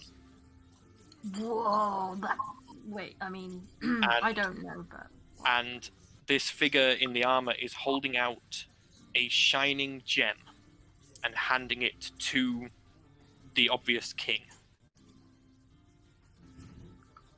Would we know who the figure is? You could probably guess from looking at it that this is probably the first emperor of Maham. I meant the figure in white. Oh, with the sun. figure. Is that Pelor? Yeah, I mean, Valdizian would know straight away, Okay. as his teacher was a paladin for this figure. This is the sun god, Pelor. Yeah. Okey-doke. Cool, I guess. Written that down in my notebook. There is another mural next to this one, and you can see this same figure, this human emperor, currently dressed in battle armor himself, and the gem is now mounted on what looks to be a mace-sized scepter, and he is leading a charge of horsemen against a looming creature that appears to be coming out of the bay. Interesting. At this point, the guard goes, "Are you done with the art?" Yes, I'm bored now. We can go. Good. And he leads you off. It's only a couple more rooms past that where he stops in front of a pair of golden double doors and goes, "Right, the Emperor's behind this door. This is his throne room. Show respect. Do you want a moment to make yourselves presentable?" I look fine. I don't know what you're talking about. I'm always presentable. And then she looks down at the fact that she's still blue. Just like, oh. Yeah, he sort of Nothing. glances at you and just sort of goes, "Yeah." Nothing Valdizian wrong with raises being his blue. Valdizian raises his wand of smiles and looks directly at Yami. And just Yeah. waits for a reaction We're not doing this here. and kind of Let's not do anything that As could you make raise us that wand, suspicious. He goes, "Actually, yes, you'll need to give that to me. And all your weapons." Ah, Val, you idiot. If you hadn't have said anything, we might not have needed to. Blah. You can leave them here, but they will not enter the throne room. I can keep my loot, right? That's not a weapon. That's fine. You wouldn't What rob about an my old shield, man of I his walking stick. Wink, wink. He turns and looks at you and goes, "You're an elf. If you're old, then I'm a corpse." Well, now that you're talking about corpses, I mean, here's my stuff. He takes all your anything that is evidently a weapon or evidently magical. He takes and he places on a table to one side. when you say that he evidently files. magical, will this guy try and take away my symbol of Tritherion? No. Okay, that's fair. No, he won't take things like that. He also doesn't take any of your consumable sweets or anything. Okay. Anything that he recognizes as being like a wand or components for spells, anything like that, he takes and confiscates and puts on this table. Is Good that my job I gauntlet? have cantrips then. What was that, Yami? Oh, was that my gauntlet as well? Because it has the magic gem in. The gauntlet he doesn't take off you now. Okay. He That's goes, fine. "All right." He then opens the double doors, steps in and goes, turns around, closes the doors again and goes, "Do you have a group name? I need to introduce you. Do you... Hey, guys, I was thinking about this the other night, right? We're like adventurers, yeah? And Yeah. we defend the weak like a shield, yes? So we should be like a sword But and to do shield. that- Yeah, that's what I was thinking. There was this odd language. I think it's called Latin. I don't think it's spoken anymore, but I think it's called Armatae. This sounds cool, yes? I'd be happy with that. We are the sword and shield. Could be our motto, yeah? Well, it's a last minute decision. Let's go with it. Okay, So, you're Armatae? Armatae, yes. All right. He opens the doors again, steps in, clears his throat and goes, "The adventuring group, Armatae." And he waves you all in. He made it sound lame as we walk through. As you enter into this high vaulted room, We said Uh, high voltage then. We will get fried. It was a trap. you can see that there are various white marble pillars around the room, and sat in the dead center on a slightly raised dais is a black obsidian throne. Sat upon this throne is an older human, late 50s, looking like he's just started to go to seed, belly just sort of starting to paunch a little bit in his fine clothing. But he's still strong in frame. You can see that he was at one point a trained warrior. Valdizian's gonna just quickly whisper to Rawin, going, "Don't you wish you picked up the portable throne now?" Rowan just kind of carry on looking forward, but she's smirking. You can see he looks very similar to Barras, very similar facial features, dark hair, a short trimmed beard. On his head is a crown, elegant but still obviously very expensive. And in his hand is that mace-like scepter that you had Hell, seen cat, get off me, you. in the mural. With the top of it is a diamond, probably the largest diamond you've ever seen. Cool, I guess. Likes to flaunt it, I see. And the diamond itself is actually shining. Talia just kind of nudges Valdecian forward. Valdecian moves forward and just goes, Hang on. I Okay. wasn't done. As the DM, I Sorry. get to speak. I'll tell you when you can speak. apologies. I'll be Oh, quiet. sorry, you paused. To his left is an elf, a male elf, dressed in white leather armor. He has a longbow across his back, and has long blonde hair. His eyes are sort of assessing each of you as you walk in, and you can see that he is very much relaxed, but also still on guard. To the other side of the throne, on Astar's right, there is a man wearing a deep black robe. It hides all his features, except for the very bottom of a mask. This mask appears to have a sigil of some kind upon it. Can Talia see that from where she is? All you can see is just the bottom of the mask. No, I meant like the insignia. Can she make it out? No, the sigil, the bottom of the sigil is at the bottom of the mask. The rest is hidden by the hood of the cloak. At this point, the man you all assume to be Emperor Astar goes, the champions of the arena and the saviors of Penka Forest. How charming to meet you. I am Emperor Astar of the Empire of Mahab. To my left is the head of my royal guard, Theodius Quinquenel. And to my right, you may refer to him as Shade. They are my advisors. Now, can I please know your names? Valdecian, Go on. do you want me to No, step you- forward first? Yeah, you can. It's fine. Valdecian steps forward and goes, thank you for your summons, your grace. I am the paladin known as Valdecian Thunderbone. These are my comrades. They can introduce themselves individually. Talia, pleasure. Does a half-assed curtsy and then moves on. I will go down to the floor and bow, showing respect, and say, I am the warlock named Yami. I am Rawin. And it kind of does a little bow.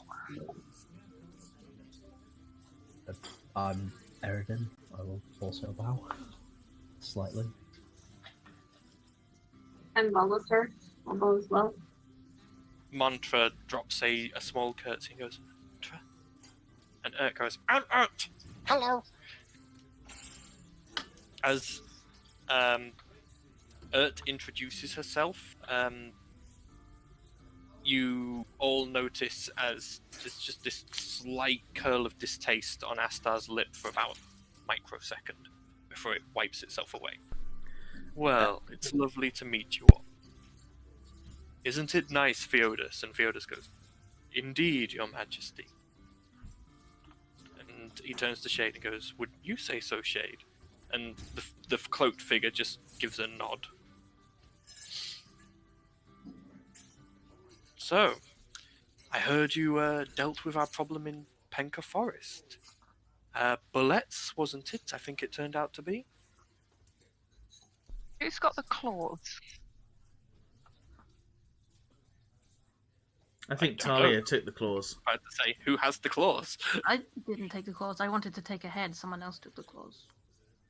I did not. suggested taking the claws. If no one else had them, then I suppose I would. I'm trying to remember if I did or not. Valdizine kind of coughs and goes, multiple, Your Highness, and waits for one of us to come out with the claws. Theodus goes, multiple? That's more impressive than I thought. You must be I a nearly strong warrior. died. You're welcome. Doesn't surprise me. Multiple bullets are a problem for even a well-trained military unit. You did well. We have our own skills and skill sets. It's what makes us unique. Asta goes, indeed. And 3 of you did so well in the arena. I was most entertained.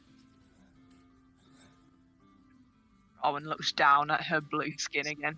Sighs. We would have entered more, but we didn't feel it necessary.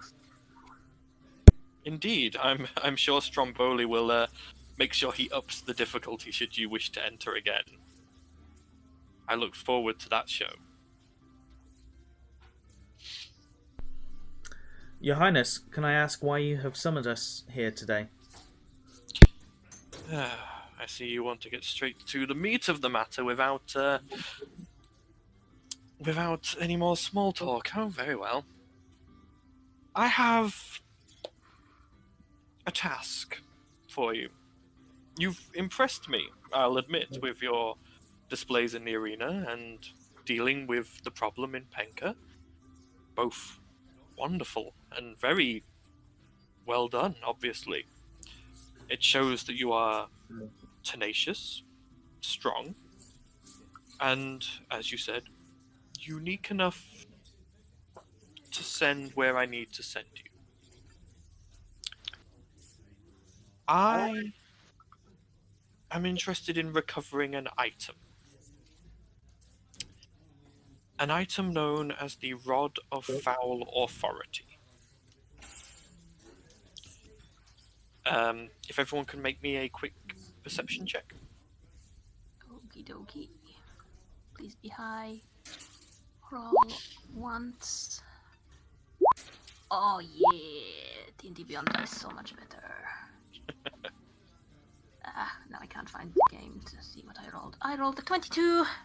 Okay, so anyone who rolled above a 16, so basically 16 everyone but 16 does count. So everyone but Rowan, you notice as he says the name of this item, Shade twitches. It's barely perceptible. It's like his head just sort of twitches towards Astar for like a microsecond and then back. Talia just starts to pay a little bit more attention to Shape than the king. Okay. Emperor, sorry. Astar goes, I won't bore you with the details of what the item does. Just know that I want it. I can tell you the location is in Negria Tom. Do you know any where of us recognize that? You can all make me a history check to see if you recognize it if you want. Yeah, Or why those not? who wish to. No. 21. Okay, so yeah, Talia and Eridan and Yami, you do know of it. You recognize the name. It is the name of a tomb. It is the tomb of a adventurer from before the calamity. A adventurer who went by the name Negra. So you want us to delve into a past adventurer's tomb? Grave robbing, basically? Not grave robbing. Negra was known to set up his tomb as a challenge. Many adventurers have gone and tried it, but none have succeeded. I merely think that your group might be able to. So, Your Highness, pardon my frankness, we've done a number of missions in this city, and we've had a number of parties that haven't quite given us the information needed to prepare for such a mission that we were going ahead. Any information that you do have that you are willing to give us will probably aid in our ability to be successful and get you the item. So anything that you're currently trying to withhold from us, it will probably, be negative in terms of our ability of gaining you the item. Make a persuasion check. Roll high. Damn it. Sorry. Star just sort of leans forward and goes, I've told you all you need to know. So have if the we item. die, then it's on your head. If you die, you You won't die, get the item. and I send a different group of adventurers. But I'm sure you won't die. Armatae sounds like such a unique and strong adventuring party. I'm sure you'll succeed. And what is our recompense for doing this mission? What are you willing to offer us for doing this? Yeah, we don't work for free. We'll discuss that when you return with the item. Shall we? Hmm. Well, Needless to say, I'm not you feeling will very have my convinced. thanks and my favour. That is not something to sniff at in Kind the of lands better. I rule. Would you be willing to provide us some material to make sure that we are adequately supplied so that we can go and be more successful in terms of buying spell components, in terms of buying armor, in terms of buying everything we need to be successful on this mission? You look well equipped enough already. Not a waste of time. You seem absolutely perfect and ready to go from what I can see. I'm going to butt in here and say, surely a great emperor like yourself would have a spare carriage or two that we could borrow for transport at least. You won't get to Negriatom by carriage. I grow tired. Theodus, What are we going to do? then? deal with the Fly? rest of the particulars for me, will you? Theodus goes, as you wish, my liege. At this point, Astar gets up, still holding the scepter. By the way, Yami, have you been using your detect magic eyes at all during this, or have you kept them off? Well, they were on since the walls, so I'm assuming yes. That would be a very big yes. Okay, you are currently partially blind. Oh, Jesus Christ, okay. The diamond on the top of this scepter glows so brightly. It is like a miniature sun is in this room for you. Just this diamond on this scepter is so magical. It's the amount of you're getting senses of divine and abjuration off of this diamond, and it is just, you can't look directly at it. It is just that powerful. Hmm. Astar at this point goes, good luck, Armatae, and strides off out another door. As he does, Shade sort of turns, nods to Theodus, and then almost scuttles out a different door as quickly as he can. Couple of kobolds in a coat, clearly. Theodus at this point turns to you and goes, well, any more questions you need answering? Can we leave yet? Only if you are willing to supply us with more items than the Emperor is willing to wish us. Things Darwin like, actually looks at him and says, is there honestly no more information that you can give us about this place? I mean, Roll tying your an- hands isn't really gonna Roll help, an is it? insight check, Rowan.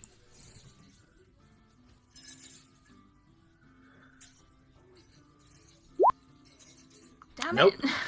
Nope. We suck at persuading. Well, this isn't persuading. This was for something else. Oh, just Um, getting what we want out of them, I should say. Yeah. Theodus goes, I can tell you that to get there, you will either have to travel through the Black Waste or around it. There are no roads that lead to Negadia Tom, unfortunately, so a carriage is out of the question.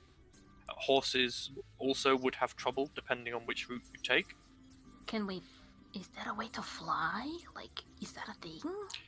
Unfortunately, we cannot requisition a skyship just for a adventuring party. If you wish to go and purchase one, or trying to think of the correct word,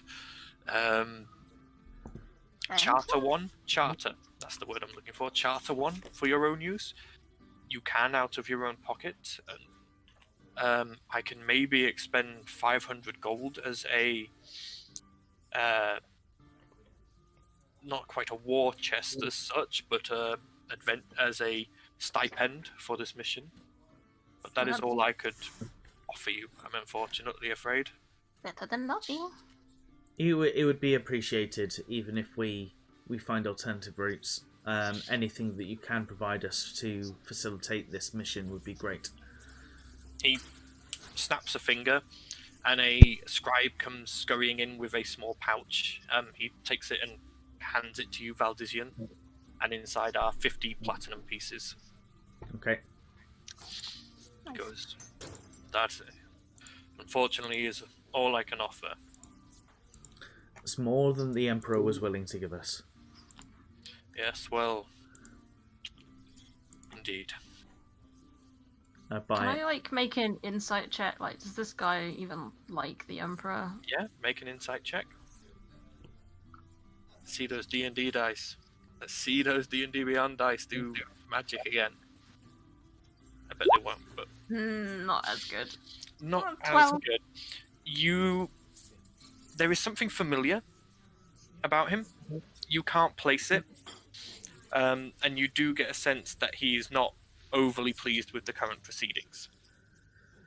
Would I, when you say familiar, like familiar to me personally, like Like you feel like you've heard the voice before, but you can't place it. can I mutter like something that Talon used to say to each other before a mission or something and see if they react? Okay, you mutter a couple of Talon. You were part of Talon Special Ops, so there were call signs and stuff. You mutter a few of them just loud enough for him to potentially hear. Doesn't react. She shrugs and carries on. I am beginning to wonder if he was one of those in the room initially. Room? Do you not remember when we got the original quest for the Emperor? I believe she's referring to when you met Baras and the four shadowed individuals in the Silk Cheeks. Valdizian is just gonna quickly mention, I don't suppose you have any potion stores here or any extra weapons or armor that you normally give to the guards. Also, what is the key? We're just trying to figure out. Theodus is just like, no, unfortunately, we have no spare potions, armor, or weapons. Potions are kept stocked for wartime use only, and armor and weapons are made to order for each individual soldier. And the key opens a lock. I don't understand. It's fine. It's that gives me all the information I need to know. Very well. Anything? I would like to bow to him and say, I appreciate your time and you are a very busy person at this. But can you tell me about the Emperor's mace and the gem? None of you know the founding? We're not from around here. Yeah. See, you walked past the mural on the way here, correct? Yes, but managed to see some. murals in villages and big castles, they're always like, you can hard to tell which is true and which is just, I making yourself look good. see. Well, bearing in mind this is an ancient legend and details are sketchy at best, at the end of the calamity, the gods constructed the divine gate. to obviously separate both their realm, the Hells, the Abyss, and all the lower planes as well, from the material plane, preventing any larger entities from interfering. To do this, they needed to create anchors, and these anchors took the form of gems. These gems were then gifted to various races. It's rumored that the Diamond of Maham, the crown jewel, the royal scepter, is one of those anchors. It has never been confirmed, but that is the legend. I see. Cool, I guess. Thank you for explaining this. Not a problem. You could probably find out more from someone more learned than I, but I know the general legend at least.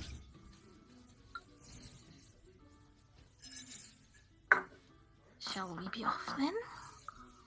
Yeah, let's make a move. And I'm back. Indeed. He snaps his fingers, and the guard who had escorted you opens the golden double doors again.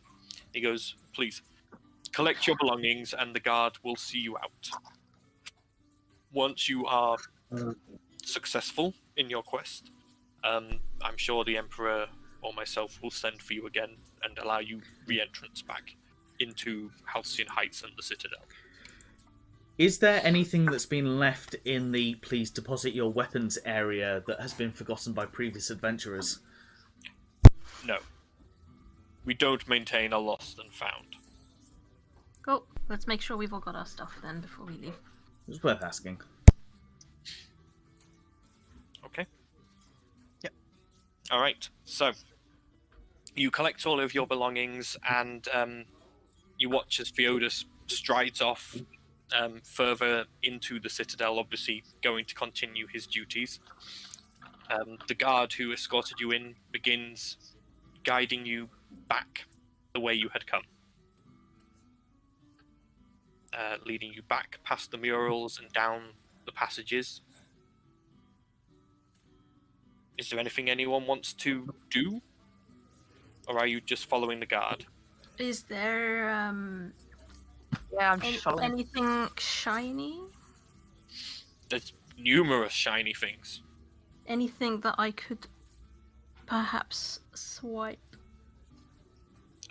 What in particular are you looking for to potentially swipe? Something small, something funny. I have no intention of keeping it. I just want to have some fun.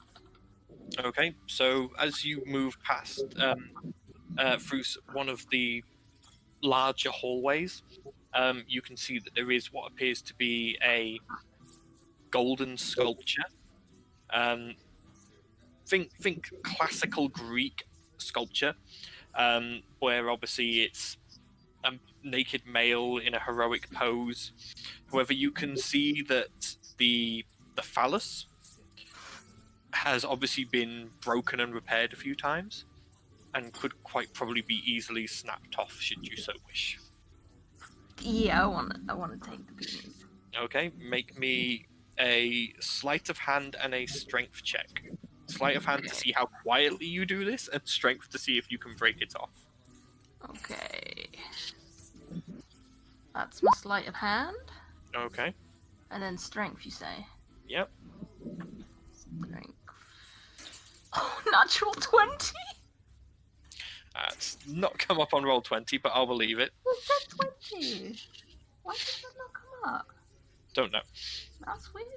But Wait, yeah, you odd. quickly you whip a cloth out your pocket, wrap it around it, and just tink. Barely any sound, and within a second it's in your pocket, wrapped in the cloth. On our way out, I want to try and put it in one of the guards' pockets. Okay, we'll get to that.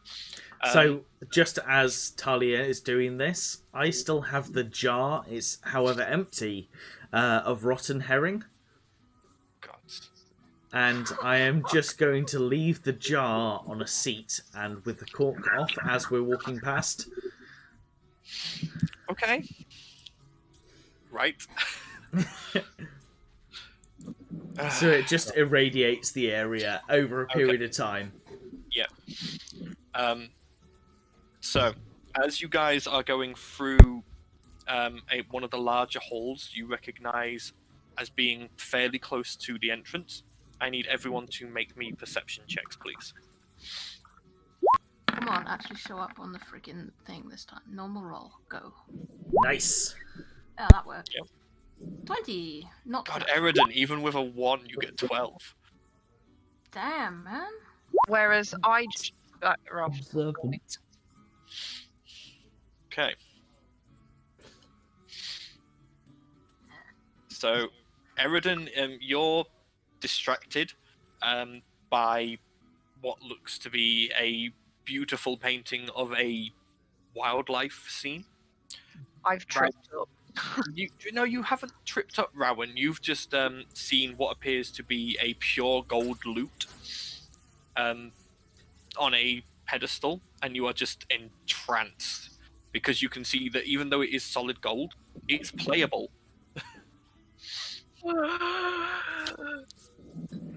Everyone else, you all notice over in a corner of the room a flicker of a black cloak, and you see Shade stood partially in the shadow.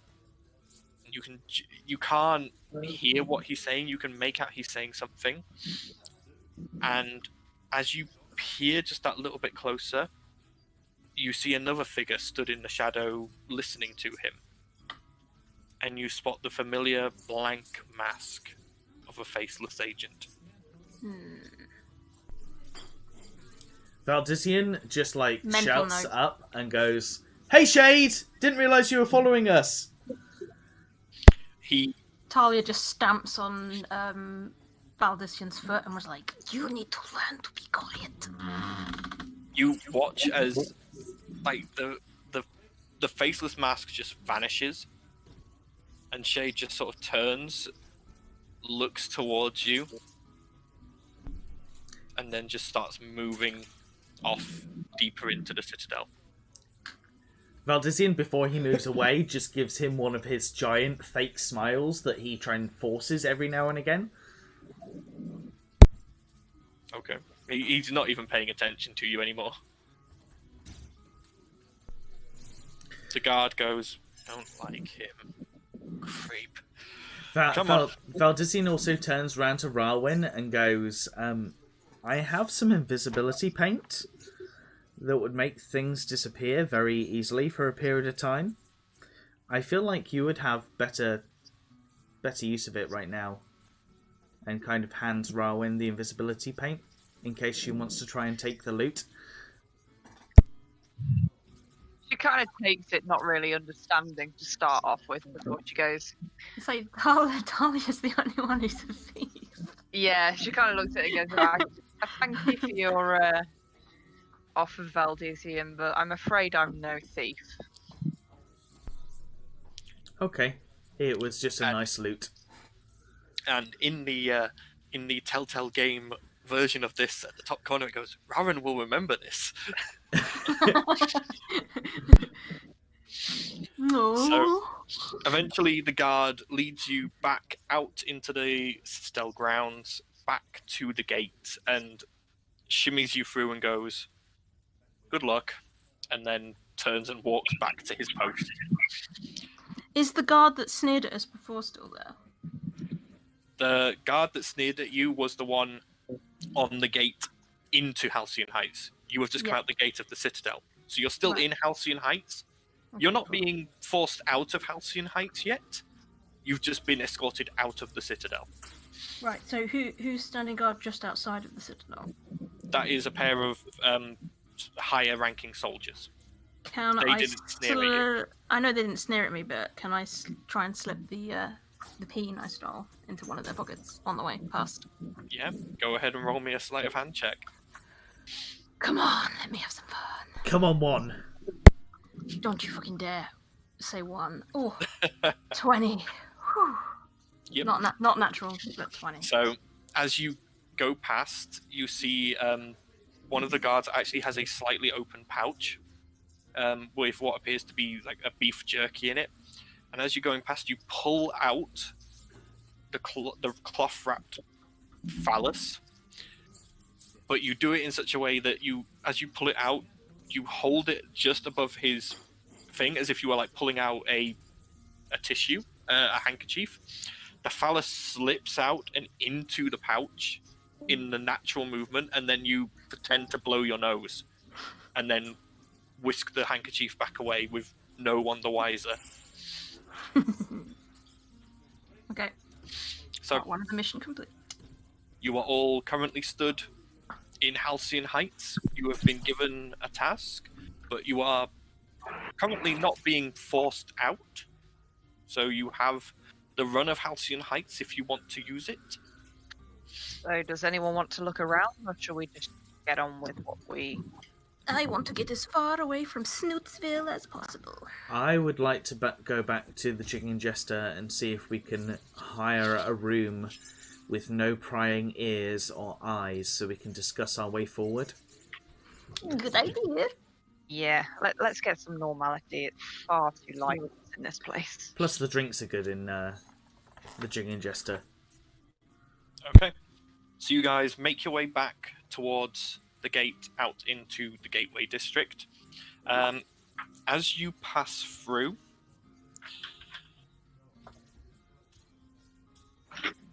this should be interesting.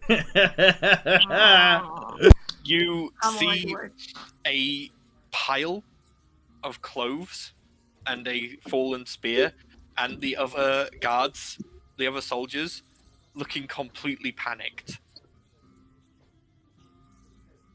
Are you guys okay? What? He just ate something and he vanished. Wait, what? He ate. He said he was hungry and he took a sweet out and bit into it and he vanished. Oh no! Wait, I just thought realised. I just thought the taffy was the lockjaw thing. Why is he? No, let's keep going back to the Chicken Jester. Let's discuss this later. As you, Valdisian, as you go to walk through, a fly starts buzzing around your head angrily. And I keep flicking the fly I just away. realised what he had. That's really strange. You should get that looked at and then just keep walking. You keep walking, and this fly just keeps following you, Valdisian, proper buzzing and buzzing and buzzing. And at as one much point, as it tries to fly up your nose. As much as Valdisian just wants to squish it, knowing what he now knows, he just keeps trying to like softly bat it away. Okay. Eventually, at one point, you do hit it slightly too hard, and it sort of careens off into an alleyway, and you hear a and as you glance in, you can now see a naked guardsman looking disoriented and dizzy, sprawled out on the floor. I'm gonna kind of put my hand to the side of my face and just keep like ducking down, even though I'm probably the most noticeable person in the walkway right now. I'm proud of you, Val. Keep walking. Keep walking. Keep walking. I don't even care that I didn't get to finish my plan. That was funny. So you guys re-enter into the Jigging Jester, and you can see Gunter leant against the bar, and he goes, "Ah, so how'd it go?" Let's talk somewhere private, Gunther.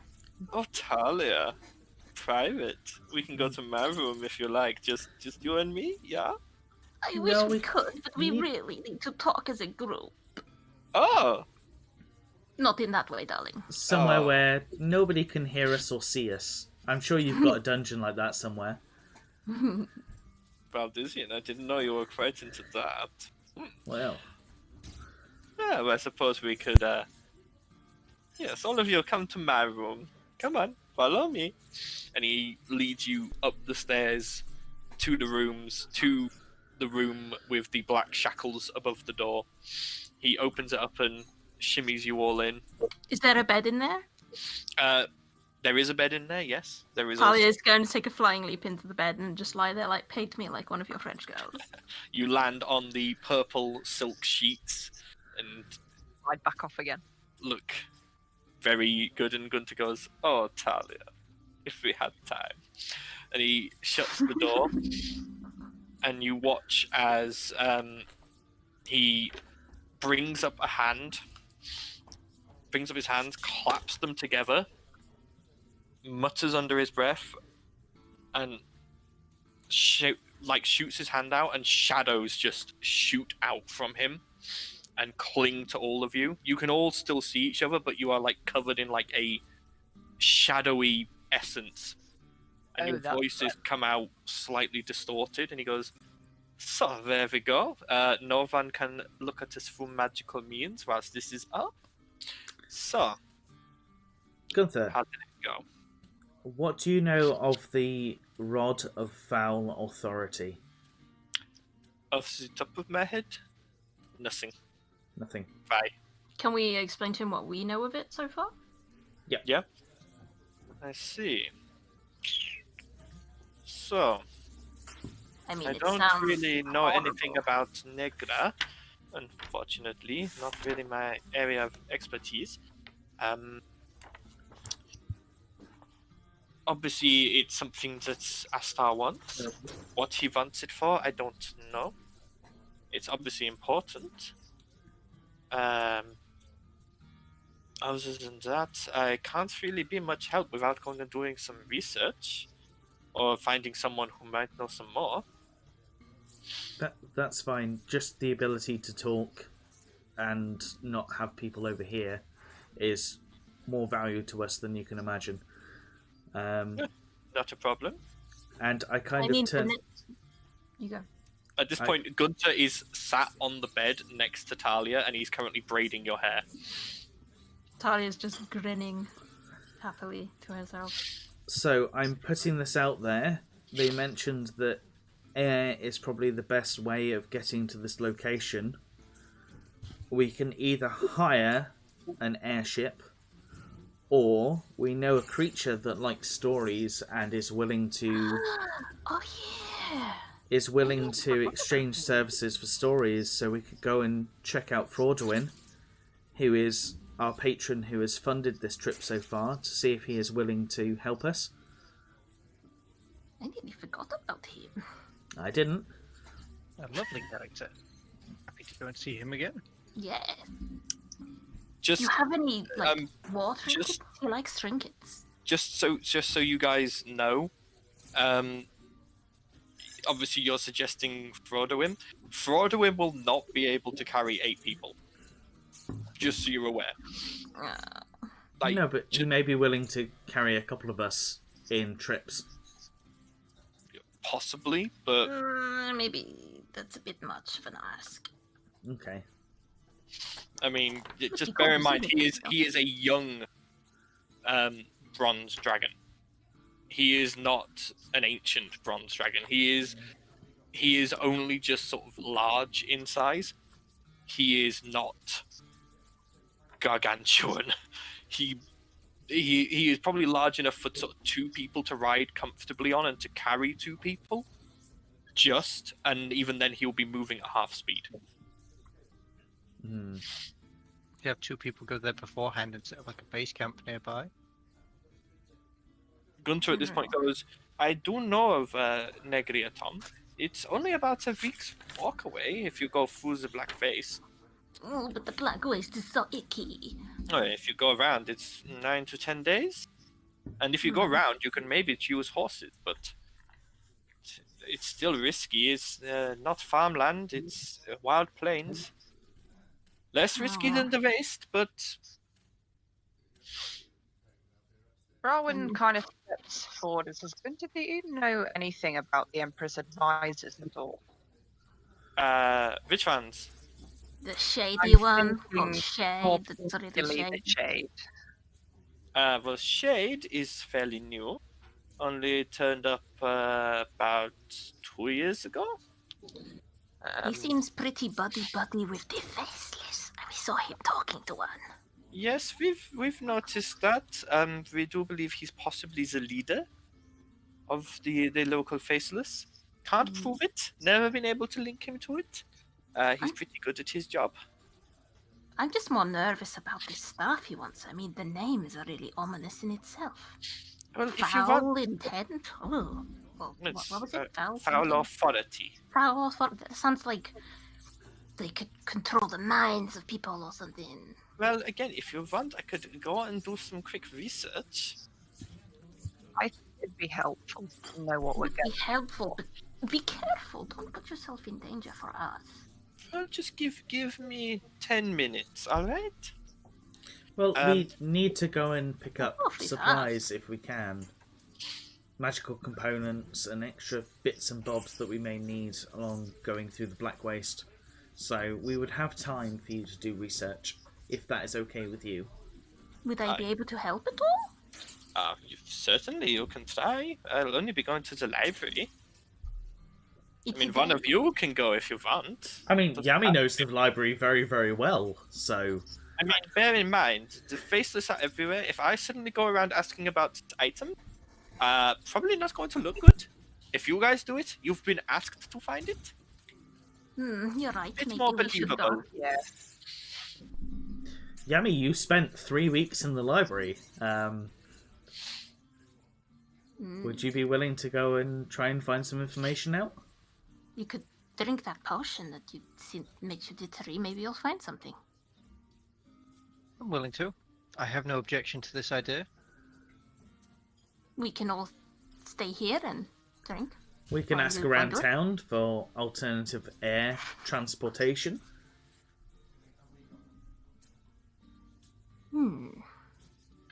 You're very adamant we're getting there by air. Yeah, I mean, Good to, at this point, good goes, walk. So you all have an airship? It's more Or you than have enough. money to buy an airship? Or charter I an don't airship? even know how much an airship costs. Gunther, So- how much does an airship normally cost? To buy or to charter? To charter. To charter, you're looking at 10,000 gold for Ooh. a single trip. And Yeah, that we is can afford that is assuming it is under 3 days. And I'm assuming that it's probably like a billion more to buy. But not much more to buy. I think it's something like 15,000 to buy the smallest size of ship.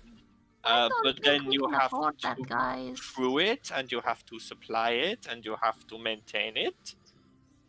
It's a big cost. Maybe we should just work. I mean, at maximum, I can afford 3 and a bit thousand gold.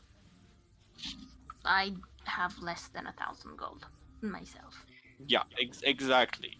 It's not the sort of thing that you just do. I mean, Gunther, you don't happen to know anyone. I mean, you know quite a lot of people. Surely there's someone who can go for a fairly cheap price for us. Not currently, no. Nobody that would be willing to do it in terms of a favour. Not here in Maham. You have to bear in mind, the Zeppelin fields here in Maham, for the Zeppelins and the airships, are trade port. The sort of people you're talking about don't do trade. They are more commonly known as sky pirate. And the closest ones of those that I know are quite a distance away. What about the underground? The underground. Interesting. I didn't know you were aware of them. I got a little note slipped to me in another bar one time. You went to another bar? I didn't know about your bar. It's not what it looks like. I'm so betrayed. I'll make it up to you, I swear. Oh, really? We'll discuss that later. Anyway, the underground, they mainly operate in Maham. They don't really operate outside of it. The diggers, to put it simply, they probably have a network that extends a bit further, but they are not known for extending help where it won't profit them. Yeah, that's what I thought. It was worth a thought, though. It would probably end up costing us more to use them. It's either that or they will hold the favor over you. I don't- vote we just walk. I think maybe that's probably the best. I mean, it's But probably the do we easiest go? thing. Do we go around the wastes? I mean, I've had bad experiences in the Black Waste. No, we Or go do direct. We go, straight? We go direct? But what about the spider? What? There's more of us now. True. And that did set it on fire. Yeah, I'm. Christmas spider. Is this before we met you guys? Spider. Wait, no. Was it before we met these guys or after? It was. Yeah. Wait, no, because... It was as you and Valdizian had split off to go and do your own. Yeah, that was it. I was gonna say we'd met the party because we didn't meet Ert until after that, but it was just more. We did well. I do not remember That's any how we met Ert. spider. Yeah, there was a big scary spider and it tried to kill us, and then Ert set it on fire, and then now Ert's our friend. It's fine. We'll just avoid that area. I guess. I could maybe see if she can get through the Black Waste. She knows swamps quite well. Well, we've got a guide at least, I guess. If you know that area, considering we got you from that area and saved you from that know. area. That area as such. I'd followed you from Fandelver, remember?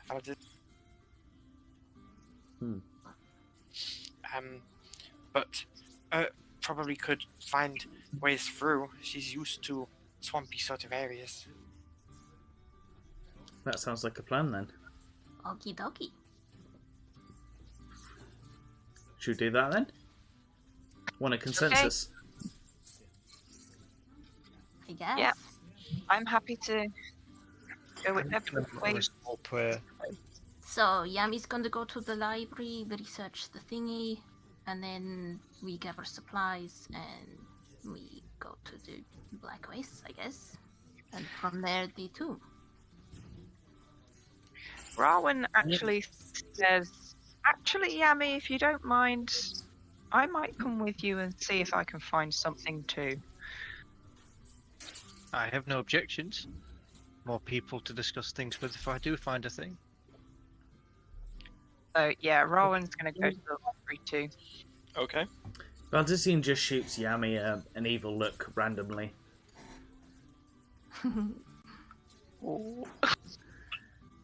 Talia just looks at Gunther knowingly. Gunter at this point has laid down with his head in your lap, Talia, and is looking up at you and goes. He just waggles his eyebrows. She starts playing with his hair. Anyway, my spell is going to wear off soon, so good luck. Thank you again, Gunther. Not a problem. Will you all be staying here this evening, or are you sitting out before that? I think It we should depends. probably rest the night, maybe. Good rest. Good Yeah, I rest. think we should probably rest. Yami spends a lot of time in the library, so regardless of what time he comes back, we should probably rest. All right, I will have a slap-up meal ready for you, and then I will make sure your rooms are prepared. Yeah? Thank you very much. No problem. Bye-bye, Talia, darling. And he just melds into a shadow and vanishes. He's so creepy when he does that, but I kind of like it. Oh well, we should go. Okay. So I'm guessing the rest of you, are you just looking for general supplies, like food, etc.? Or is there anything Food, specific you're looking for? Probably potions. You bought Wilma out of potions. Oh wait, I last still time? have 2 potions of greater. I'm actually pretty good. But I say, don't you need any more mostly, than that. I don't think any of you have used Wait. the potion yet. I'm sure I used at least one. I used a regular, didn't I? Yeah. I remember you used a dodgy one that we Oh got. yeah, from- there's a healing hashtag. I didn't use that one. I used a genuine one. So I might go. Is there an alchemist in town? You would know that you could go possibly see if you could speak to Inala at the Alchemist Guild. I might go and do that and see if I can Bear in find mind- out about this yeah. potion. That'll be good because I've got one of those dodgy potions as well. Okay. Anyone else want to do anything? I want to find Dron Copperbeard and find out what weird underground off the beaten track shops there are available in town. Okay. So You gonna do that without Talia? On your Oh, head? Valdizian will find Dron Cockbeard somewhere in a street, falling over and tripping over himself, being drunk, and just point at him and go, "Dron, my friend!" And God. and go from there, I guess. okay. So we'll split this up. We'll start The with most unsavvy person in the world is gonna will go underground shopping. Rowan and Yami. Yami, you guide Rowan through the temple district to the back corner to Ogma's study. Entering in, you can see the librarians moving around, making sure things are in the correct place, and there is that central desk, as you are used to seeing. I'd like to go up to the desk and see if the librarian from last time is still there. Yes, the half-elf woman is there with the red hair. She turns to you and goes, "Oh, welcome back. What are we researching today?" What was the name of the thingy again? The Rod of Foul Authority. That thing. That's what we're researching. All right, hang on. And she starts going through the drawers behind her and going through the cards, and she pulls one out and goes, "Unfortunately, details on that have been sealed by the Emperor." What? And Rowan kind of pops up. What about the Negriatum? Negria Tom? That's the one. Hang on. And she goes through and goes, I haven't got anything on Negria Tom itself, but we've got some stuff on Negra, the adventurer whose tomb it is. Could we take those? Yes, hang on. She goes off into the shelves and comes back with a slim tome. It's not very big. She puts it down, and you can see it's written in very old common. Rowan, you would probably have difficulty reading this. It would take you a while to parse the meanings of some of the words. Yami, with your runic eyes, it's fine. Be right back. Something cheating thing. So you can see that the title of this book is Heroes of the Pre-Calamity. Interesting. Rowan kind of turns to Yami and says, "Do you think they'll have something about that mace, that diamond that the Emperor has as well, or do you think that'll be sealed up too?" I imagine it will still be sealed up in the book, but this may give some brief mention to it. So that's more than anything we can hope for at this point. At this point, the young lawkeeper goes, "Do you mean the Royal Scepter?" Yes. Yeah, that one. "Oh, I can give you a copy of the founding legend. Yes, not a problem." And she goes back off and comes back, this time with a thicker book, which reads Myths and Legends of the Divergence. I'll read it anyway. Okay, so I need you both to make me investigation checks for your chosen subjects.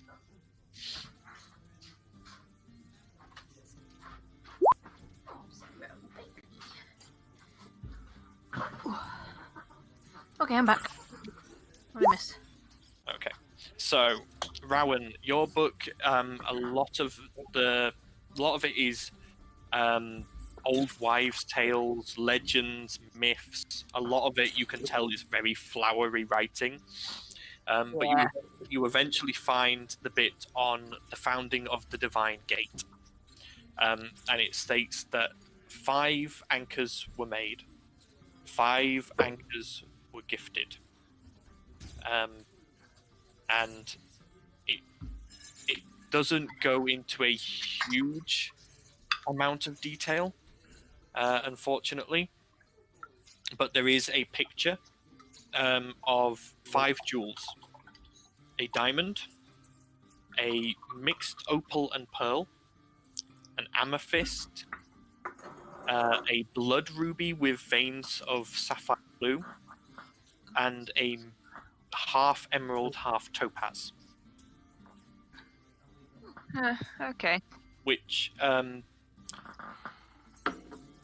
yeah, you would recognize the opal pearl. With your potential background being from Minas Pengoli, you would recognize it from pictures of the king's throne, as it is the jewel that sits atop that throne. Okay, I will pass this on to Yami in conversation.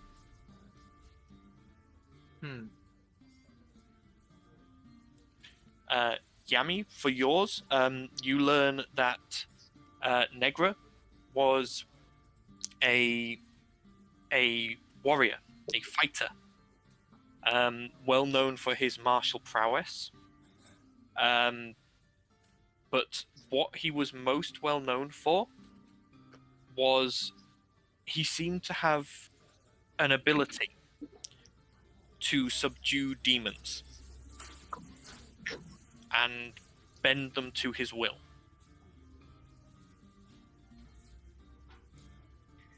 Well, that sounds suspicious. I have a sinking feeling about that. That is all the pertinent details you can find.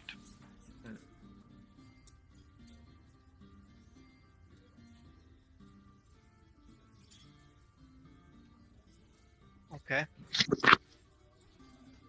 I will pass this on to Rowan, and what the thoughts are about this. Rowan definitely says that sounds suspicious. Agreed.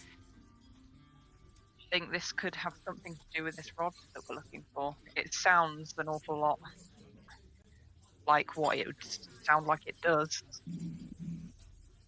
I can't deny that. Worth making a note of. Telling the others and get back.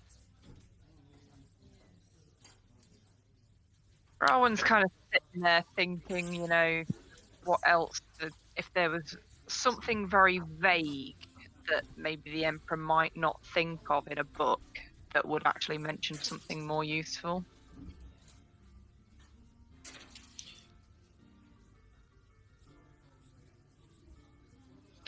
That's down to you to think of. I'm trying to think. A really good point to make now, I'm thinking.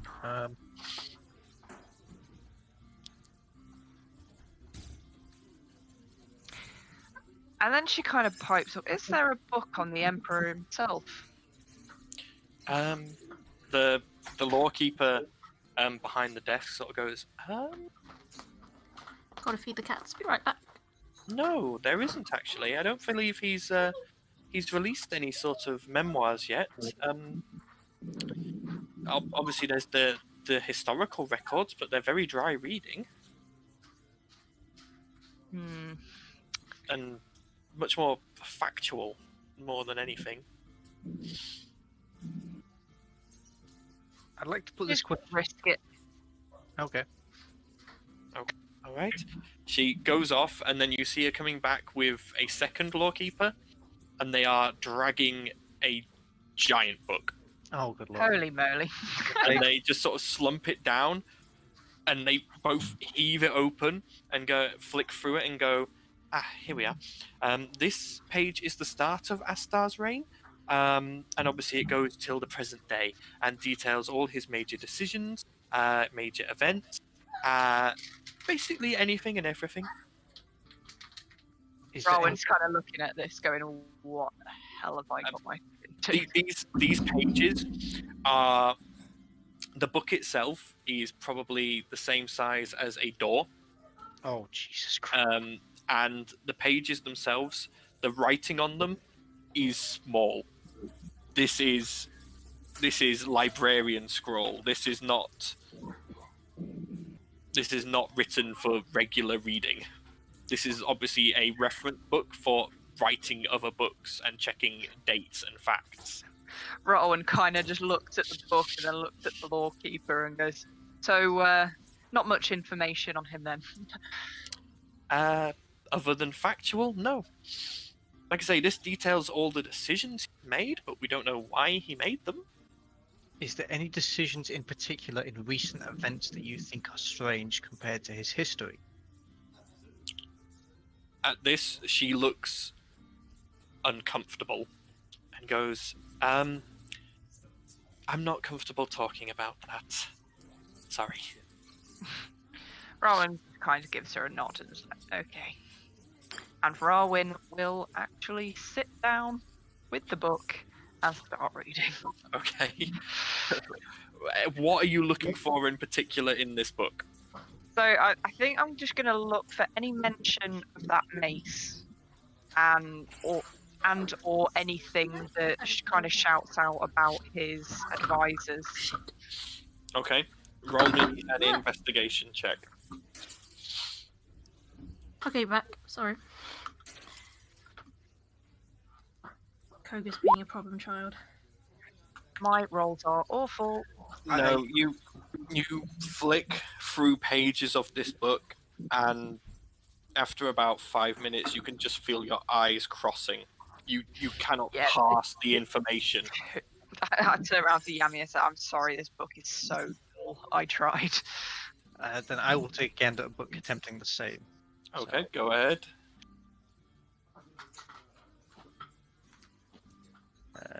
Investigation, isn't it? So... Yep. Oh, Jesus Christ. No. God. Same thing for you, Yami. You start trying to read this information, and it's just so dull. It's literally things like Emperor Astar signed off on the peace treaty on this date at this time. Emperor Astar signed off on this execution at this date at this time. Yeah, but you call yourself a scholar. It is literally just like bullet point after bullet point after bullet point of just cold, hard fact. Do I find any small mention of him looking outside of his kingdom area? Oh, there's loads. There's records of treaties with other kingdoms. There's records of trade agreements. Multitudes of stuff, but nothing that looks suspicious. This is all the actions of an emperor. Does Jormungandr notice anything that I miss? Jormungandr by this point has gone to sleep on your shoulder after coming down from his coffee high. Yeah. Well, we tried. Okay. So, you guys thank the lawkeepers and start to make your way back to the Jigging Jester. We will now move to Talia. Yeah. So, you make your way out of the Jigging Jester, right along the street, almost towards the Grimhaven gate, and then turn left into the guild halls. Weaving your way through, you eventually make your way to the Alchemist Guild, where you can see what you would politely call a new window, where Inala's office used to be.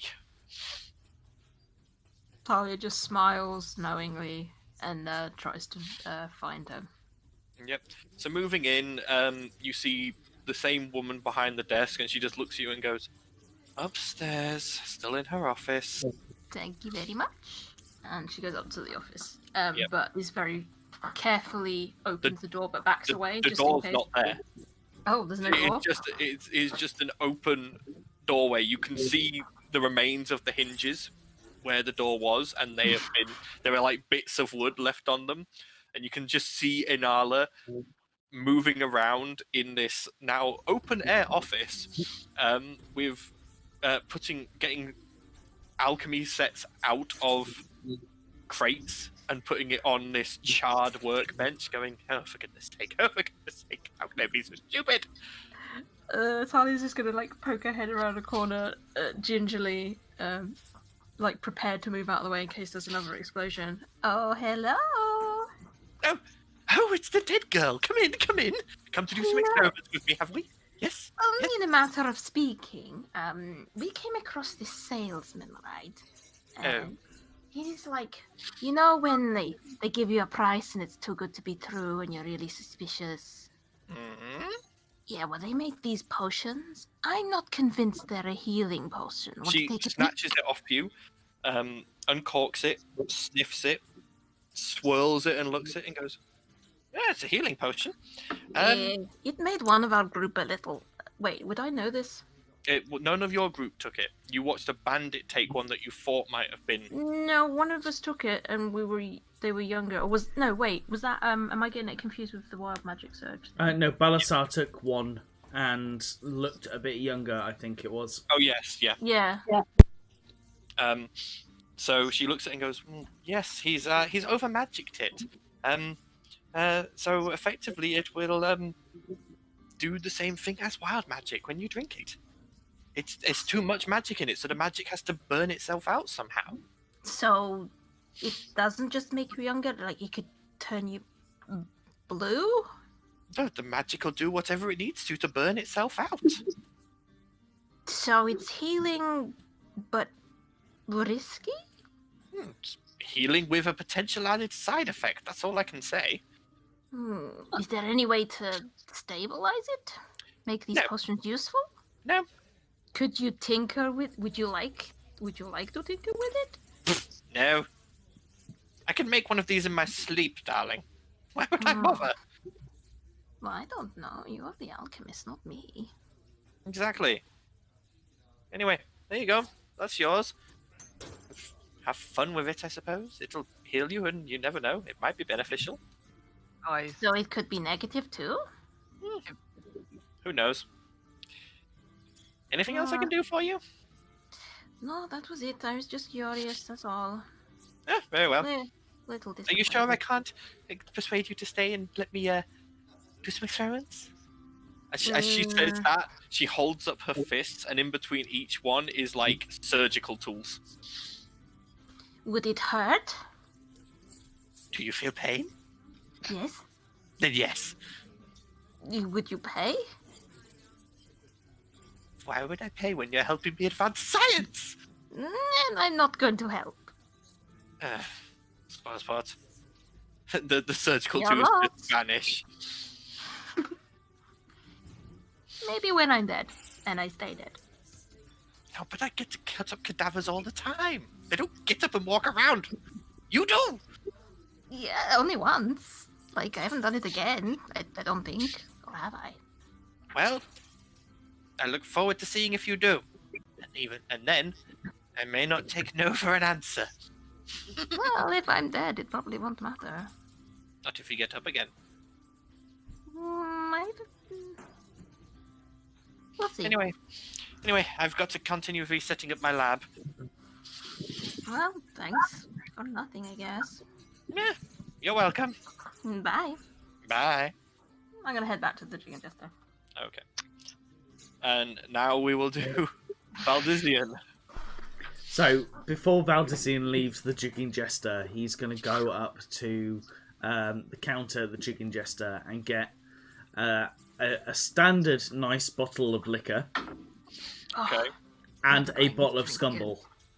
Okay, so God. the young lady collects those for you. The nice bottle of liquor is in a dark brown glass bottle. The Scumble comes in a wooden bottle. Okay, and the price is? She goes, a bottle of Scumble, that'll run you 2 gold, and the liquor's another 2 gold. Okay. Alright. That's nothing to Val. And anyway. Val is going to go up to Balasar and Mantra and go, do you want to come with me? Balasar? Yes. Mantra goes, I'll stay here. You're going to stay here? Yeah, I'll keep company. And Ert goes, Yeah, we can play game. Game. and Mantra goes, alright. Okay. And What, they move off to a corner and they get out a deck of cards and start playing a card game. what about you, Eridan? We're potentially going down to the darker sides of this town. I should probably not. Okay. Unless you, We're sending a unless you feel cherub it down would be the dangerous. This is going to be a recipe for disaster. Cool. Okay, so we're going to go outside and start looking for Dron Copperbeard. Okay, roll me an investigation check. Okie doke.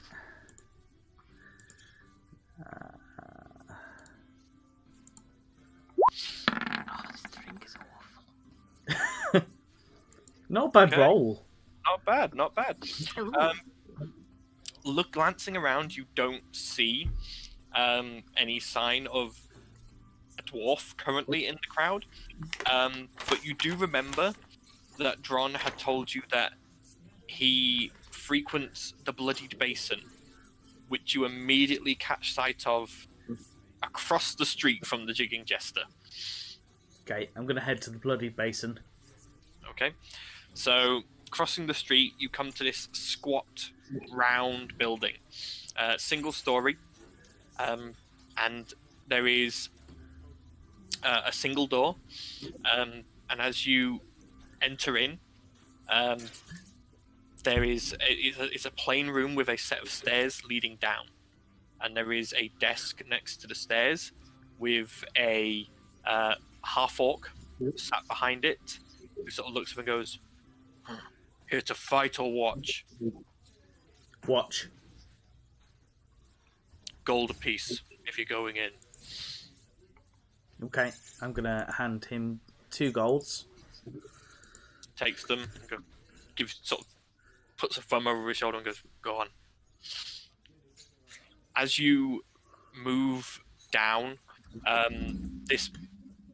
you move into sort of this underground area, and you can see there is a makeshift bar against the wall next to where you've just come down, but most of this area is taken up by a pit in the middle of the room, sunken into the floor, sand across the bottom, and you can see that this sand is obviously not changed often, as there are blood stains throughout every grain of it. And currently in there you can see 2 humans bare knuckle fighting, whilst crowded around the edge of the pit you can see other people cheering and waving bet slips with drinks in their hands. So I begin to try and pick out Dron Copperbeard from the crowd. Okay, and you do see sat at the bar Dron Copperbeard, currently with a large tankard of ale in front of him, taking deep swigs. So I'm going to go up to Dron and sit next to him and go, "Hello, my friend." What? Oh, you're... No, I don't know you. Who are you? I am the guy with the wings. I don't see any wings. They're hidden. You But guided me. I've got wings too, but they're hidden.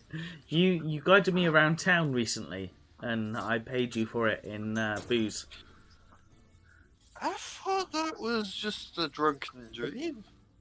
No, you guided me around town, and I specifically looked for you to try and guide me around town again.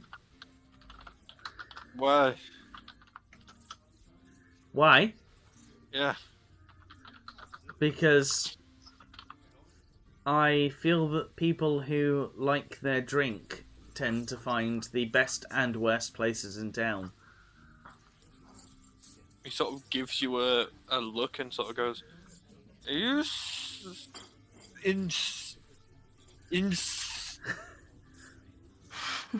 are you?" And Valtazine pulls out his bottle of booze and just tops up his glass. Thank you very much. He downs it in one and just goes, "Are you insinuating something about my character?"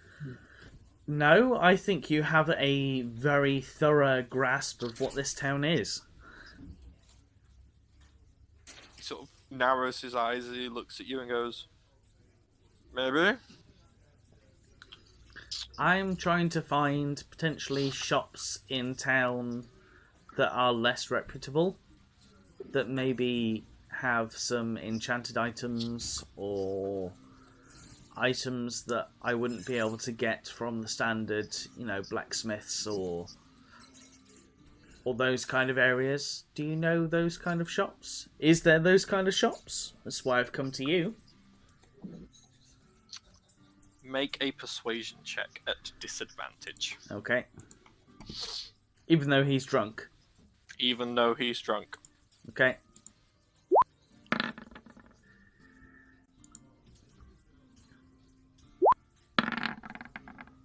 12.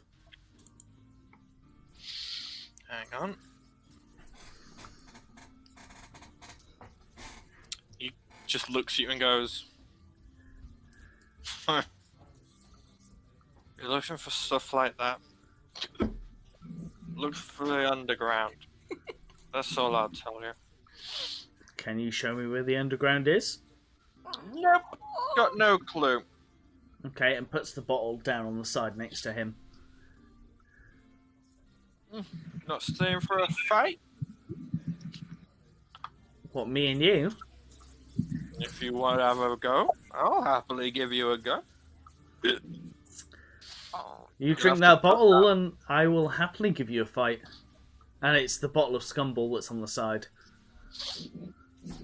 Just so you know, I only do unarmed.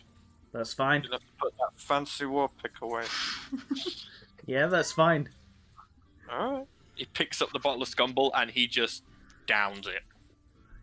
Slams the wooden bottle down and turns to the pit and goes, "Oi! Losers! Get out my pit!" And he stumbles across to the pit and jumps down into it. He goes, "Come on then, you overgrown lizard!" Valdisian puts his cloak down and flies up and gently saunters down, floats down into the pit. Oh, this is going to be much more fun than I thought it was. I know it's coming and it's going to be beautiful. I'm kind of nervous. Right. Here we go. Oh god, I didn't realise there was going to be a map for this. Yep, this map's been here for a while. So let's just hide everyone but Balasar's token. Valdisian's. Yeah, oh no, Balasar's here as well. She's Yeah. just not part of the combat. So Balasar, are you just standing at the bar to watch? I mean, yeah. It is a 1v1, so... So, I need you to roll me initiative, please. Okay. I was not expecting this. Okay. Oh, God. You challenged. You challenged him. So Yeah. you are going to have to deal with the consequences for your actions here. Let me find some combat music. I was not expecting this, but alright. We don't realise, but the more alcohol you give him, the stronger he gets, the more buff. That might be the case, and I'm worried now. I'm so happy I made that comment. Brilliant. Okay, so Oh, I'm Valdisian- full screening this. I need to see all of this. There we go. So a turn for Oh. you, I wish I'd gone with. and then I will get his turn sorted. So...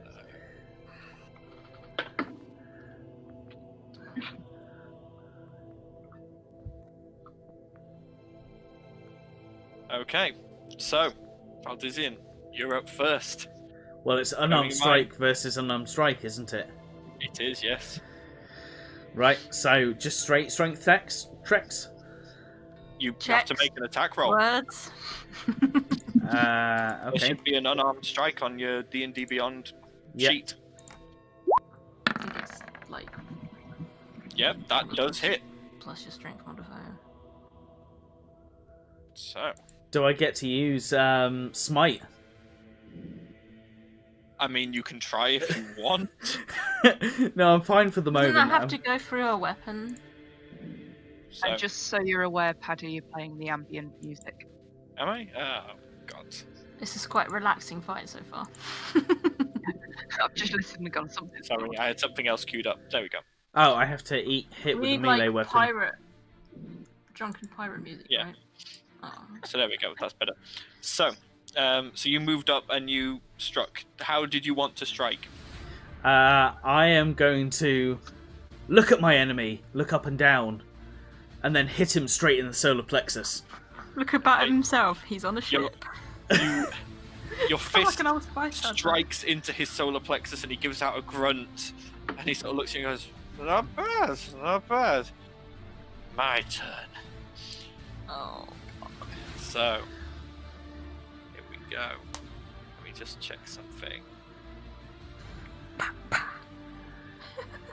Just need to check how much he actually. It's kind of hilarious that he's gone through this whole arena and it turns out this drunken guy could actually take out all of us and probably could have done the Emperor's job for him. Yeah. First hit is a 19 to hit. That hits.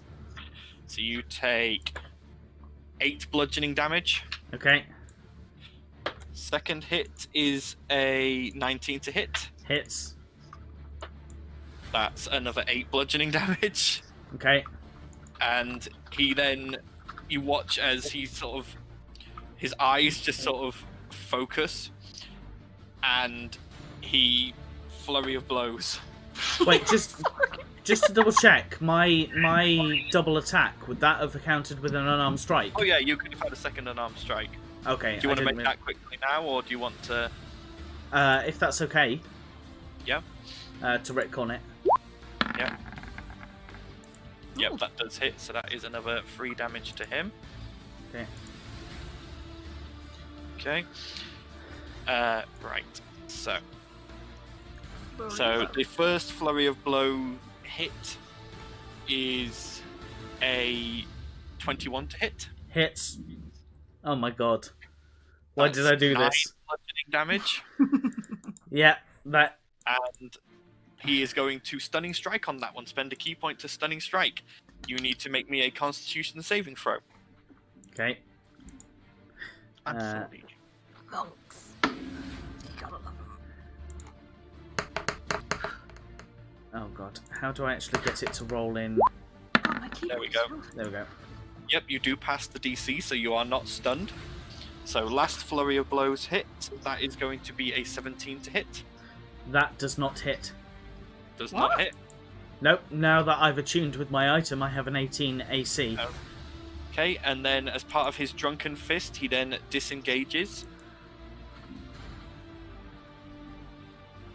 and moves over to here, and is just sort of nonchalantly the wall after he does like 3 blows. He just does 1 to your solar plexus, 1 to one knee, 1 to the other, and as you fall, his last hit sort of misses, and he sort of drunkenly sways and staggers over towards the bar and goes, "As you like them, scumble."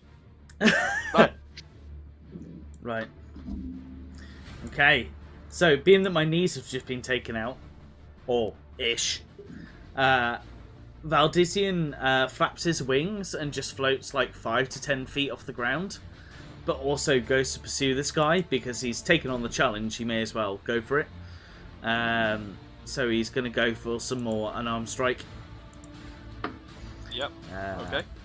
Val should not be allowed to go out on his own. No, I should not. You keep letting me on my own. You're the one who's just like, I'm going to go, like... That does not hit. The underground That does not hit. You go to strike him, and he just sort of like, you think you're gonna hit, and then he just sort of drunkenly stumbles to one side, and you just whiff. Right, and I get to hit a second time. Yep, you've got your second attack. 18. That one does hit, and does another 3 bludgeoning damage. You're hitting him, but you don't seem to be like it's making impacts, but he's just shrugging them off. Right. He's just like, not a bad punch. Let me show you how it's done. And he is going to unarmed strike again. That is a 22 to hit. That hits. Ooh. That is another 9 bludgeoning damage. Okay. His second strike. That is not so good. That's a 9 to hit. Does not hit. He is then going to spend a key strike, a key point, to flurry of blows. Okay. That is a 22 to hit again. That hits. He's also going to stunning strike on that one, so you'll need to make me a con save. You also take another 4 bludgeoning damage. Well, I'm down. I'm done. Yeah, he just comes up to you, and the first hit he like sort of stumbles drunkenly and misses, but then he turns that into he just sort of stumbles, turns, springs up, and does a double spin kick to your face. And you just feel the first one, and then the second one hits, and it just everything goes black. Yeah, I'm down. I'm taking death blows now. Yeah. At this point, Dron just sort of lands and goes, wow. He looks up at Balasar and goes, he's a wimp. You want to go? Nah, I'm I mean, to fine. be fair, Balasar, you have a much higher strength AC than strength modifier than I do. I mean, it's true, but I have no beef with this guy, do I? No. At this point, Dron sort of stumbles over to you, Valdizian, and just slaps you across the face a few times to wake you up. You are now stabilized. You're still at, like, you're at 1 hit point. And he goes, come back when you can fight a bit, yeah? Good lad. And he just sort of taps you on the cheek and just leaps out, like he backflips out of the pit completely, lands on a stool at the bar, sort of sways, turns around and sees the other bottle that you'd left, and goes, just grabs it, uncorks it, and starts drinking. So am I stabilized, but am I up? You're up, you're on 1 hit point, but you Okay. are currently flat on your back, covered in bruises, your pride heavily bruised. Yeah. Just watching these people around the pit, just watching you and just sort of pointing at you and chuckling. I'm gonna stumble out of the pit and just head towards Balasar at this point. And hoping that Balasar will help prop me up as I go back towards the Jigging Jester. Yeah. Let's go back. Nice one. So, Rowan and Yami, you are the first to arrive back at the Jigging Jester. Talia, you arrive just after them. And then you all watch as, leaning heavily on Balasar and large bruises starting to show through his scales, Valdizian is helped in through the door. What the hell happened to you, Val? While music's still playing. Don't ask. Where did you go, Balasar? What did he do? Well, he just needs to learn to pick his fights. Val, you're picking fights now? I thought you were a paladin. I went to find Dram, and I'm still struggling to speak. Drugs? Why are you doing drugs? Are you stupid? And I eventually say, Dron Copperbeard, and just go, That drunk? he may be a drunk, don't pick a fight with him. At this Why point, would we pick a fight with a drunk? Gunter just appears next to you and goes, you picked a fight with Dron? That's hilarious! Dron's the unarmed champion of the bloodied base. Oh, Val, what are we going to do with you? I was trying to find extra potions for us. By picking a fight with Dron? Like, how does that even get us potions? Dron helped us around town recently. I thought he would do it again, and... Well, I'm still not seeing how that would get you potions. I can see how that would get you, like, a guide, but a potions? I'm not seeing it. I was trying to find places that weren't out of stock of potions. Hmm. And just Maybe sunks down you into a should seat. do things- Just, you sit down. Let's get him a tankard of water, Gunter. Gunter goes, are you sure he doesn't need something a bit stronger? Mm. Oh, I fine. slipped a bit of... Faster it is. Rook! Rook! And you see Rook, who's obviously just started his shift, sort of looks at him and goes, and he goes, water, please. Rook sort of nods and brings over a large metal pitcher and a number of glasses. Valdizian grabs the pitcher and just looks depressed straight into the pitcher. Oh dear. Rowan Yes. just sort of spotted him, and she's just kind of shaking her head in the corner. Gunter just sort of pats your head, Valdizian, and goes, don't worry, even I have a hard time against Dron. I can't imagine you are having a hard time against anyone. Well, different disciples, but we are both monks. Hmm. A monk, you say? Oh, yeah. My body is my weapon. Don't you think? Isn't it just? Yeah. We should see what I can do with my quarterstaff. Maybe you should show me sometime. I can go get it if you want. Oh, would you? Yeah. And he steps into a shadow and comes back with a black metal quarterstaff. And he just sort of twirls it around him a few times and then ends up with it poking right between your legs, Talia. Oh, it's so big, Gunther. I know, right? Anyway, I promised you all a feast, so let me get that for you. And he pushes the quarterstaff through a shadow and it vanishes, and he sort of skips off towards the kitchens. You guys are currently alone at a table with a beat-up Valdizian. Before the food even turns up, Valdizian just finishes his glass of water and goes back to his room and rests. He is that damaged and his pride is that wrecked that he's just going to go back to his room, like, sullen, depressed. Hey, Rowan. Maybe you should check on Val. He looked pretty upset. Yeah, I'll give him some time. But After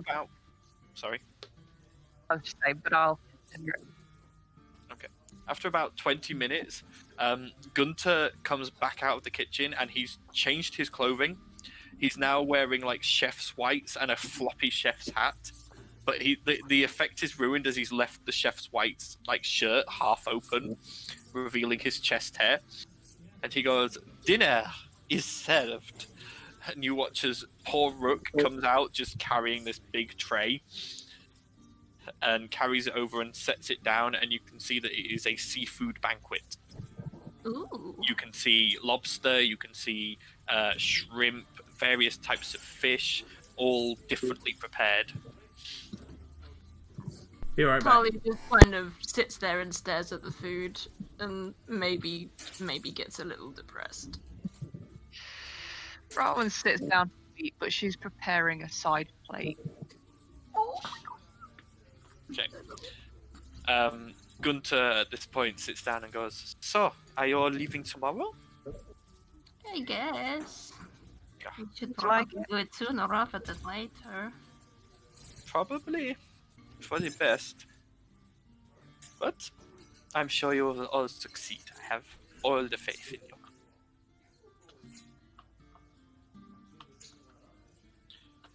So, you all enjoy a beautiful meal. By this point, it is now fairly late, although it is still quiet in the tavern. It's obviously not a busy night for the Jigging Jester. But you can all now free to do as you wish or to retire to your rooms. I will, on the way to my own room, knock on Valdizian's door very soft. Valdizian, do you answer? Oh, he just disappeared, didn't he? I thought Ben! 2 seconds, I said be right back. Oh, I thought he said, he'll be right back. I thought he'd said he was back, sorry. He's got to get a drink. Do you answer? Oh.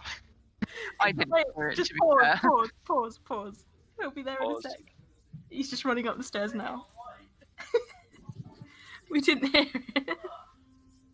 This is... Oh, is he? Oh, it's probably Kogi. I'll check on him in a sec. Bloody cat. He didn't eat his dinner. Little furball.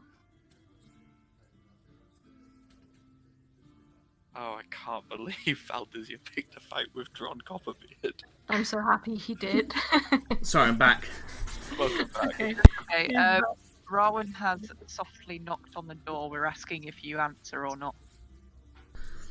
I kind of give out a bit of an inaudible, like, whimper. Okay, so Rowan just opens the door slightly, pops her head round with a plate of food, and she kind of places it next to Valdizian and says, "Don't worry, we all have hard times sometimes," and just leaves. Okay, Valdizian kind of sits up in bed and just goes, "Do you have to go?" Well, if you want to stop to talk for a while, sure. I'll stop.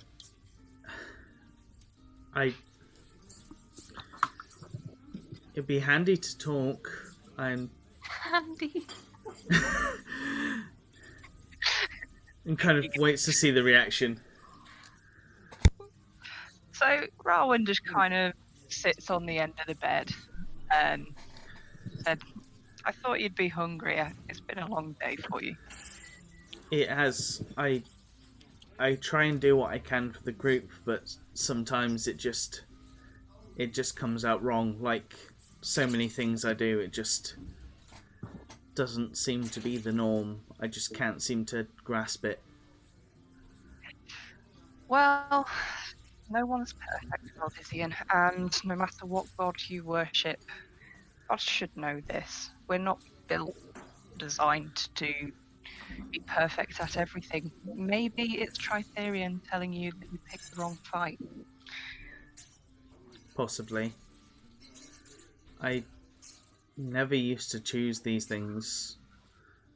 As a kid, from what I can remember from my parents, I used to be just like everybody else. But then I was sold into slavery, so I was forced to try and do what was best for whatever the group needed. And that's kind of the attitude that I've got now, is even though I've got a bit more freedom and, you know, I'm with you guys, that means that I have the freedom to do whatever I want, I still try and put myself behind what is the needs of the group first, if that makes sense. I put myself last, whereas the needs of the group comes first. It's not always a bad thing, but there is a time where you also need to think if you are helping the group by putting yourself at risk.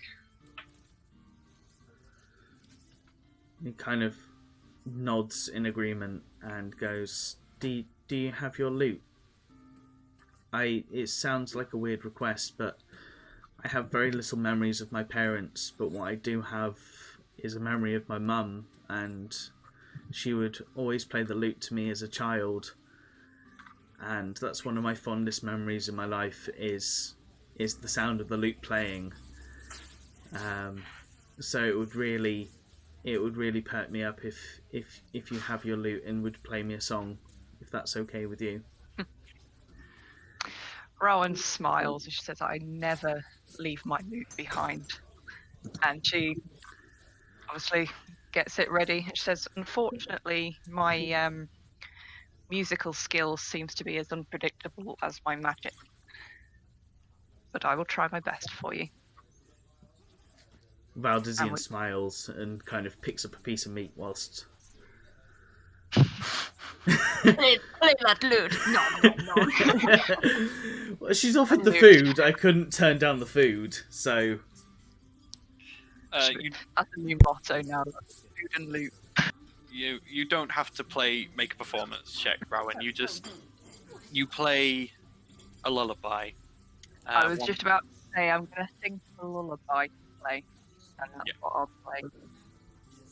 The music is stirring, beautiful, and the mood is soft and gentle. It's completely ruined when you hear from a shadowy, "That's so beautiful." It almost makes Rowan jump. Gunther, you little shit. Gunther rolled a nat 20 stealth check. And then he goes, "Oops," and just vanishes. And like Valdizian hears this music, and it is the most soothing music he has heard for years and years, even throughout his times as a slave and being abused and everything else, and just drifts into the most peaceful sleep he's had pretty much since he was last with his mum. And yeah, that's that. Yeah, once I've noticed Valdizian's sound asleep, I'll leave room. Okay. Anything anyone else wants to do? Or is it sleep time now? I think it's sleep time now. Okay. So you all go to your respective rooms and go into your respective rests. Cool. Right. 1 second. Where's my attunement things? Oh man. Do I get rid of the boots of agility for Evan's shot or don't I? I don't want to give up the chameleon armor. And I don't want to give up the van braces of defense. Attunement problem. Oh god! But dexterity saves is having advantage on that is so good. But Evan shot does so much. Quick question on Ebon shot. It says it does 1d6 extra necrotic damage. Yeah. Can I pump my own bolts of the grave 1d6 necrotic damage on top of that? No. Because can't. bolts of the grave counts as your potential sneak attack. You could potentially get sneak attack on. No, mate, because it Ebon says shot that anyway. it's a +1 crossbow and does 1d6 necrotic damage. So I can't use. It does crossbow damage plus 1d6 necrotic damage. Yeah. So what I'm So you saying get- is, could I do that as an action, and then as a bonus action, could I not do bolts from the grave? Or Oh yeah. You can Come do back on you can top do of your it. bolts from the grave on top of that. Yeah, but just not. So I added could into that- do into whatever. that attack roll. They would have to be separate attack rolls as they're separate attacks. I know, but I just mean like in one turn, I could Oh, do yeah. that much damage, and then I could do more damage because of my bolts from the grave. Yeah. So But it would- potentially, I could do a maximum of 12 extra damage in one turn. But you could also, if you wanted, use Ebon shot to do a sneak attack instead of bolts from the grave. And then I'd have.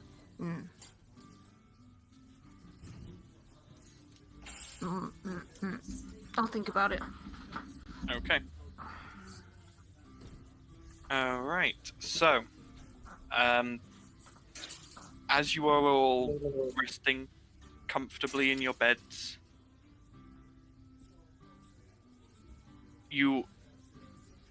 this is going to be absolutely evil of me, but I'm going to have to do this.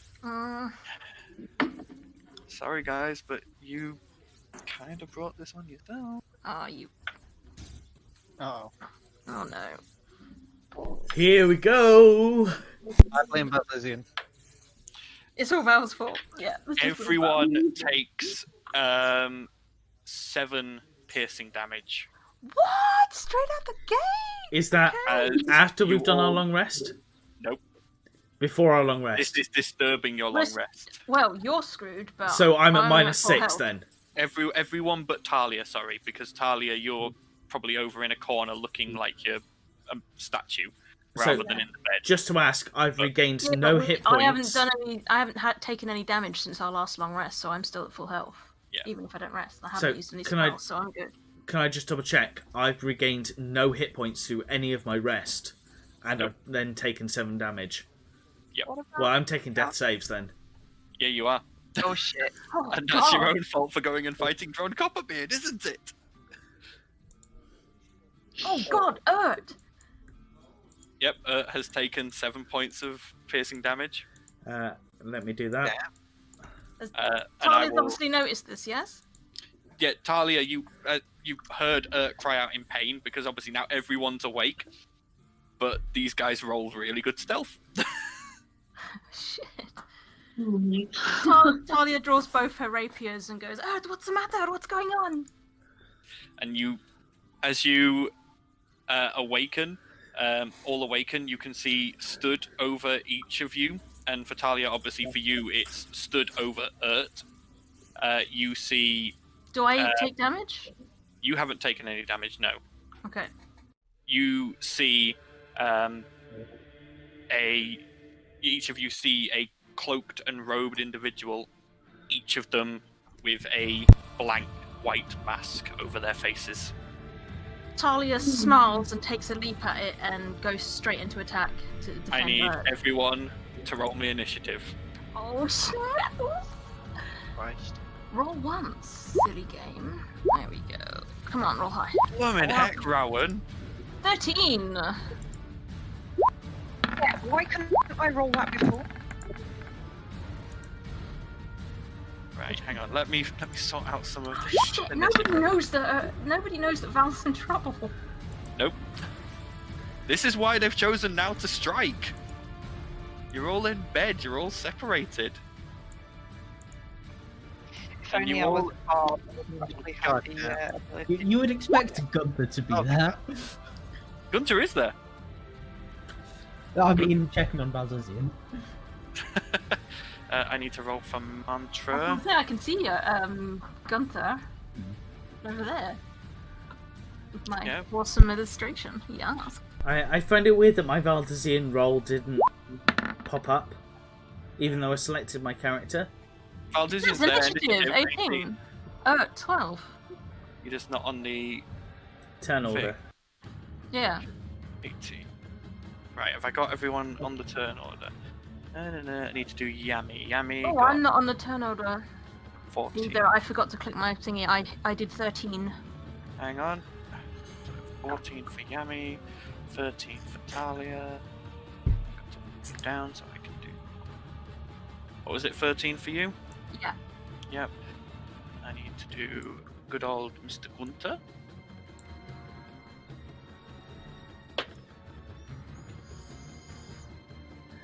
Not bad, Gunter. Good throw it at 39. No. So this and not bloody die on me after I've bloody the last person to see him alive. It's all your fault, Rowan. How is it Rowan's fault? You're the one who picked the fight with a freaking drum. Yeah, admittedly that is true. You did.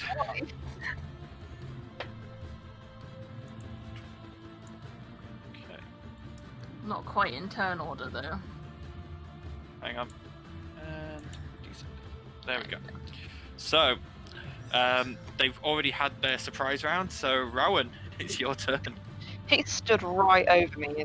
Yeah, you are laid down in bed, and he is just withdrawn a dagger from your stomach. I'm gonna ties the chaos and shocking grasp. Okay, go ahead.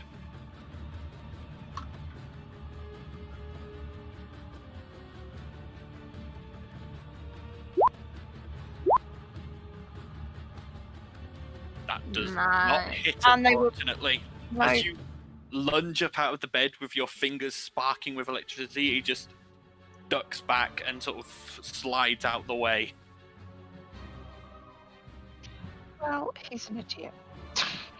Anything else you want to do? Do you have any bonus actions? I could have a bonus action. Don't know whether Paddy will let me get away with it though. What is it you're wanting to Well, do? if it's a bonus action, you're entitled to it, aren't you? Yeah, but I also have the Ring of Sorcery, and I'm guessing I have to state that in that long rest, I have put all my previous sorcery points in it. I will let you retcon that.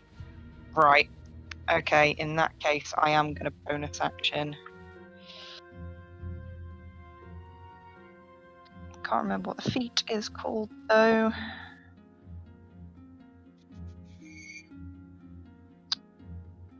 Find it. Sorry, guys. It's alright. It's okay. Eridan, you're up next to start thinking about your turn. Well, do I have my staff within reach? Yeah, everyone's because you're in an inn and not at your own homes. You do sleep in your armor with your weapons nearby, so that's not.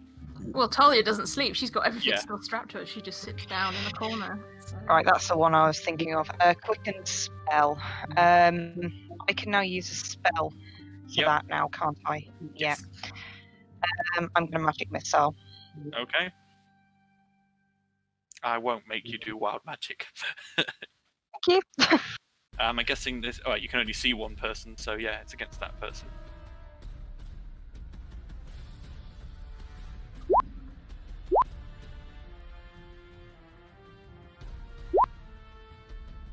Okay, so that's 8 damage in total. As you miss with the shocking grasp, and as they sort of move out the way, you dip into your inner magic and just blast out 3 bolts of arcane force that just slam into this cloaked figure. And you hear the grunts as the impacts hit home. Eridan, you're up. I'll grab my quarterstaff and cast Shillelagh. Go Okay. for strike. That does indeed hit. Good. Oh, you're not using your new staff. Well, it doesn't have a charge on it first. True. Oh, there is plus one. One.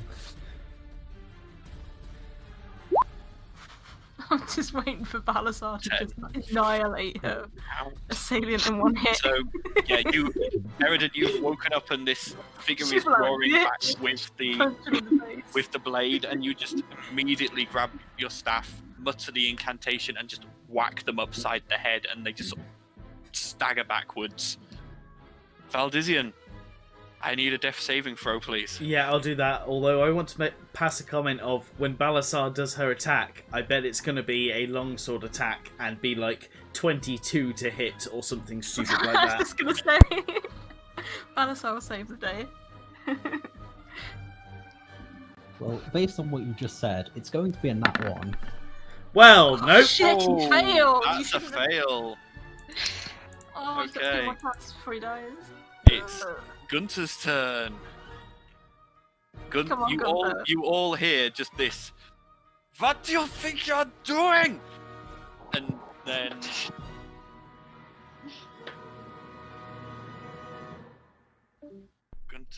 Gunther appears from 300 different shadows. Okay, yep, so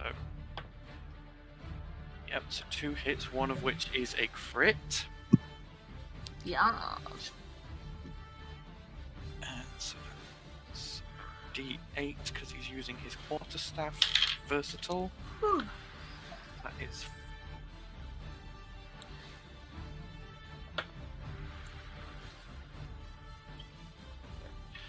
You just all watch as this. Well, no, you all hear as a door shatters, and you hear like something thump down a series of stairs. Oh, Jesus. And Gunter comes running out into this central area. Gunter just annihilated him with a nat 20. Nice. Yeah, good Gunther. Yummy! No, Gunther. You're up.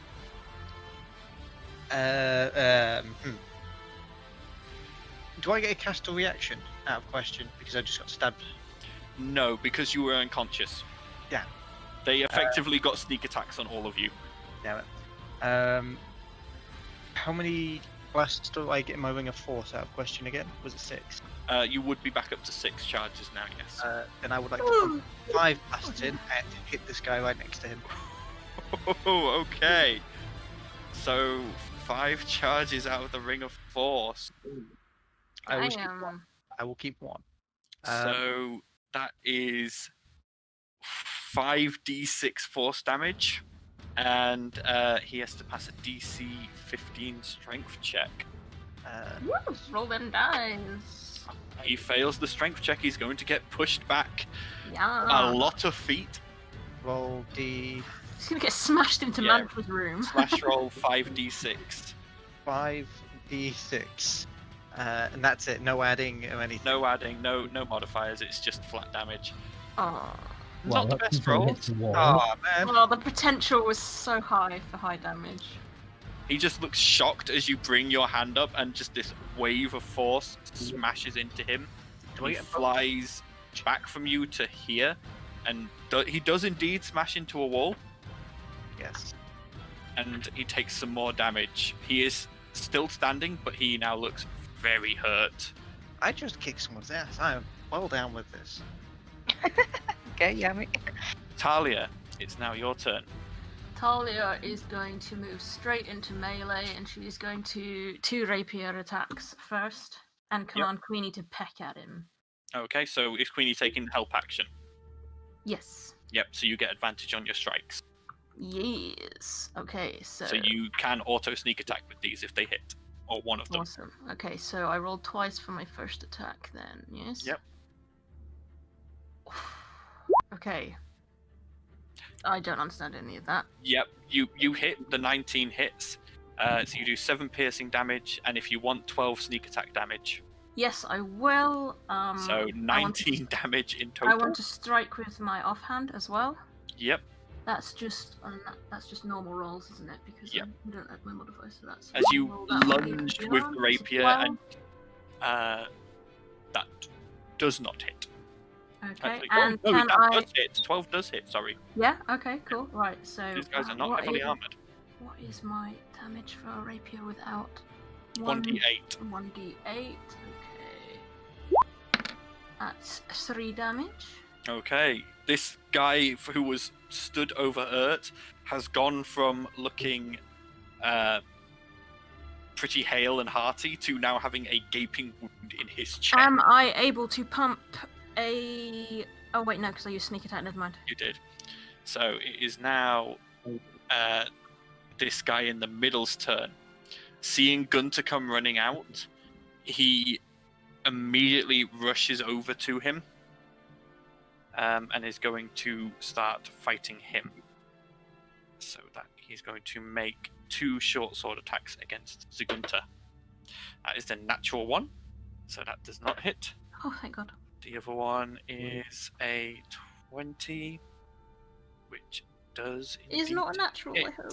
Not a natural, no, Oh, just thank just a 20 in total. So that is 5 piercing damage, and then Gunter needs to make a Constitution saving throw, which is his con save there +2. Fails, unfortunately. So Gunter is going to take 7d6 poison damage. What? My baby. 10, 16.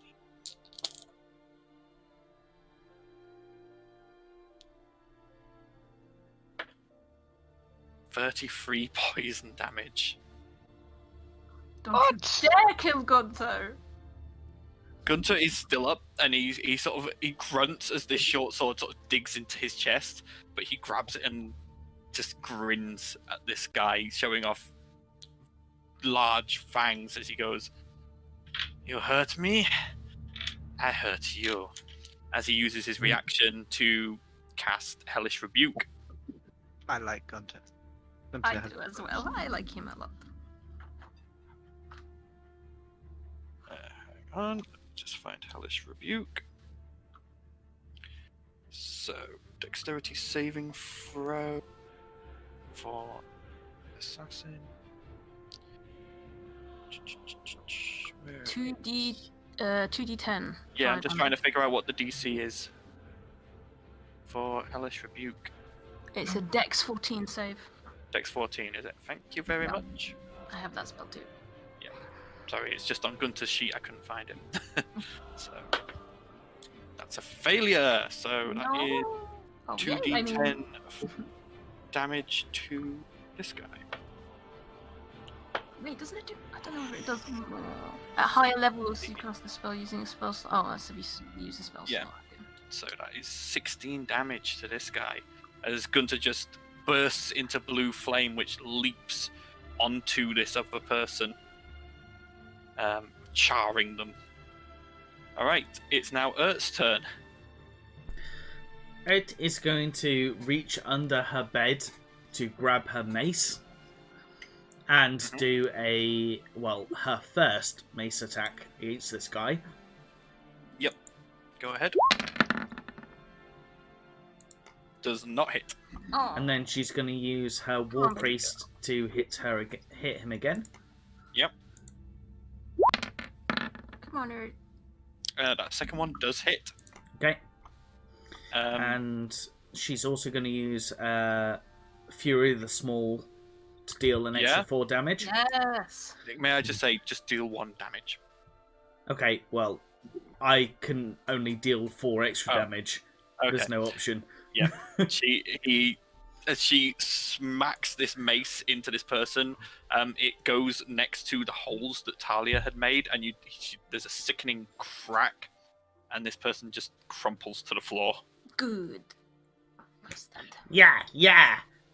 Oh, poor Mantra. Mantra's turn. Squishy girl. I need to put that she has taken the damage. Oh. So, Hannah comes back and her character's just dead. Oh, God. Be right back. right. So, just read what does that do. Yeah, that'll do. So she spins and looks at this person, and she is going to cast Mind Thrust. Yep, they fail.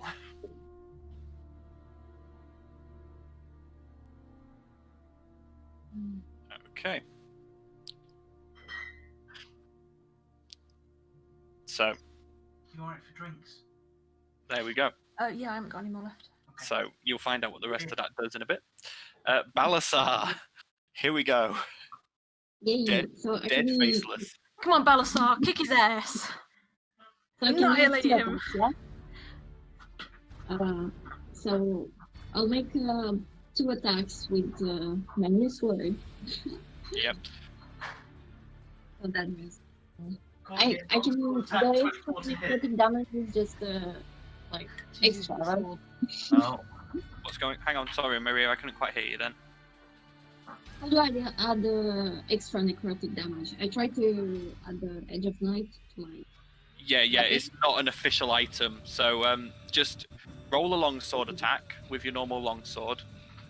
We'll add 2 to the hit number and 2 to your damage. I already customized one, so it's 1d8 plus 6 instead of plus 4. Yeah. That's fine then. So I'll add the necrotic damage after. Yeah, we'll just add the necrotic damage after, yeah. That hits. So then Back. just type can in the chat /roll 1d6. Let's copy that. Oops.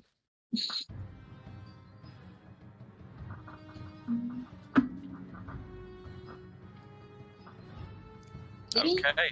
Yep, so that's 17 damage.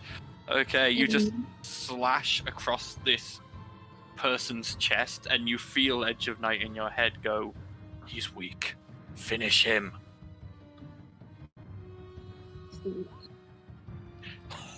Holy shit. Yeah, you don't need to roll. Yeah, you just I just like slash it. again and the head just parts from the body 26 just damage or something. rolls on the floor. Yes. Perfect. Do I have any movement? Yeah, Yeah, you've yeah, got all so your yeah. movement. Okay, so I'll use my movement. Get out there. How far is it? Ah.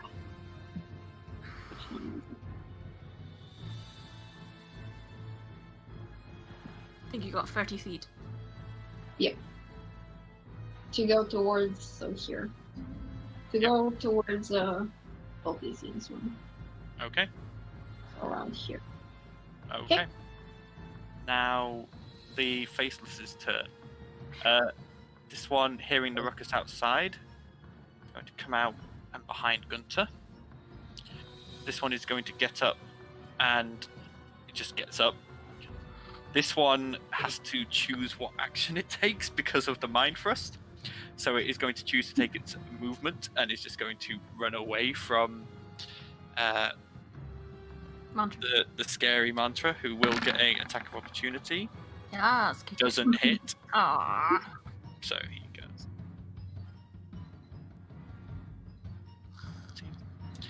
This one is going to.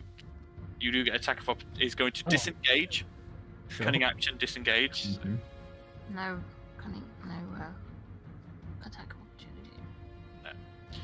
That's all of them having made. Oh, the one against Rowan.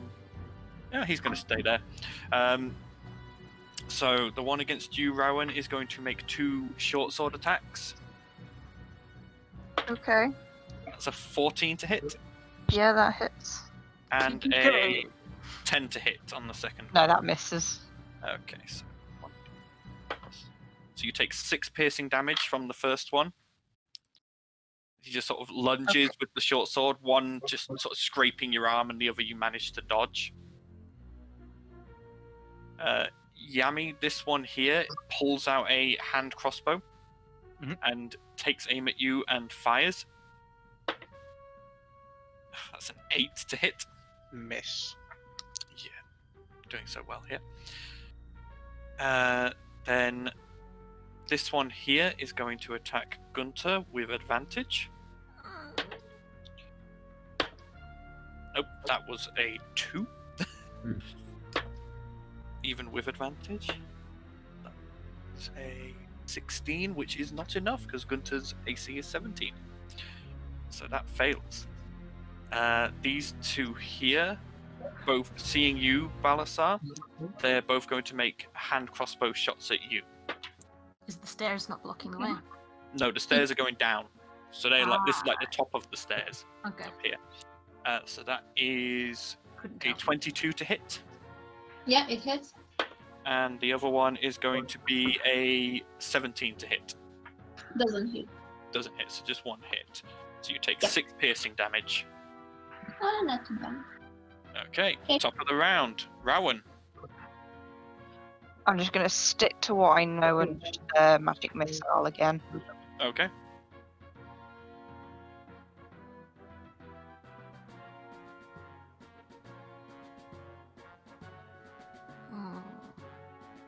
Oh wait, they automatically hit. That don't they? is 10 more damage.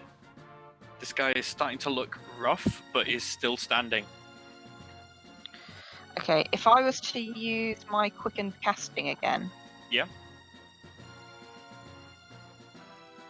I'd have to use a cantrip, wouldn't I? Or just use a spell. Yeah, it would have to be a cantrip, yes. Viable, no? I guess. Oh. No, he's right in front of me, so I'm going to try shocking Right. grasp again. Okay.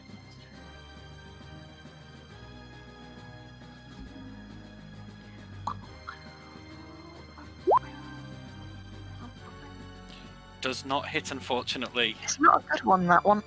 No. Woo. Even though you get a +6 on it. Okay, Eridan, you're up.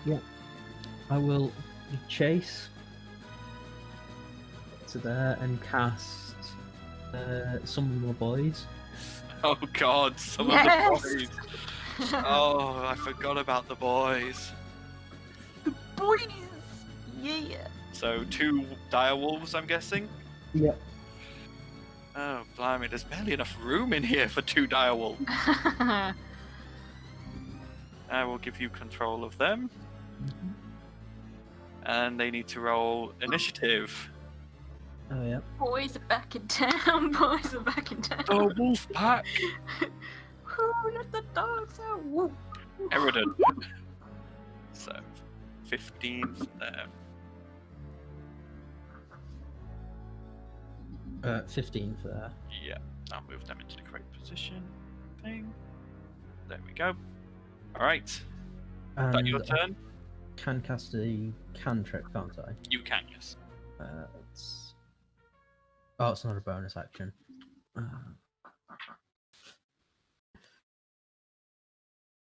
I'll leave that then.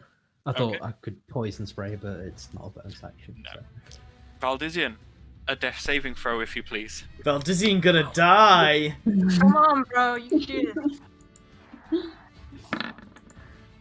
Could have been worse. You could- Oh, No! that is an instant 2 death failures. I'm dead. That is 3 death fails. Valdizian is dead. No! God damn. Well, we're gonna have to go to a temple later. Yeah. Valdizian has perished. Bye. Bye, guys. It's been good. Oh, ow. No, Paddy Oh, fucked man, me. I did no such thing. You picked a fight with the frickin' drunk, and now we're all gonna team. Still blame Paddy. It's fine. So, it is now Gunter's turn. Oh my Gunter gosh. Literally, the last thing he heard was my loot.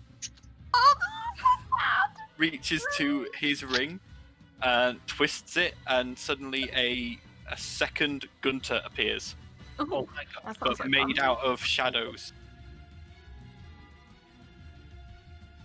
Gets his own turn on the initiative order.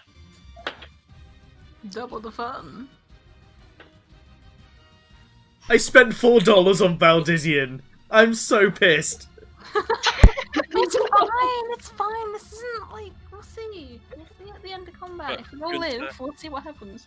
Gunter is now going to make his staff strikes against the guy with the poison blade. Was not intending for people to die today. We weren't expecting Val to roll so bad. Advantage on the first strike, so he hits on that first one. It's 1d8 plus 8, and I'm going to do a stunning strike on that one. One of the beefier players. Fail. So this guy is now stunned, which means Gunter now has advantage on all his next attacks. Yes, and he's a monk. Yeah. 5 down. So he's going to make another quarterstaff strike. That hits. Another 1d8 plus 4. 9 more damage.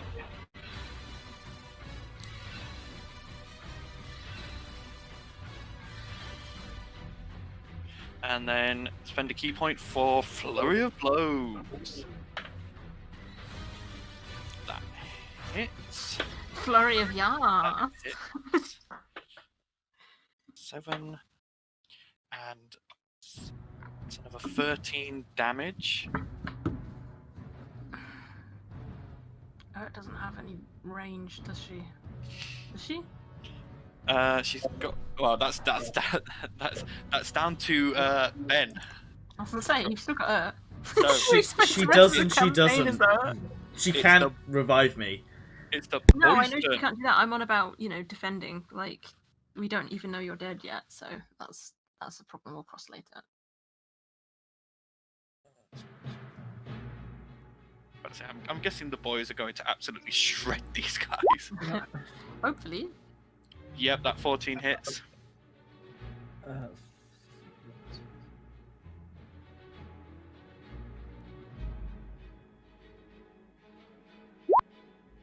So 8 damage. Yep, okay. Is he still up? He is still up. Well, then he's getting mauled again. Yeah, chew his face off. Oh, he has to make the strength save though. Oh yeah. He fails, so he is now prone. So you have advantage on the attack. You have advantage on the attack Yeah. anyway.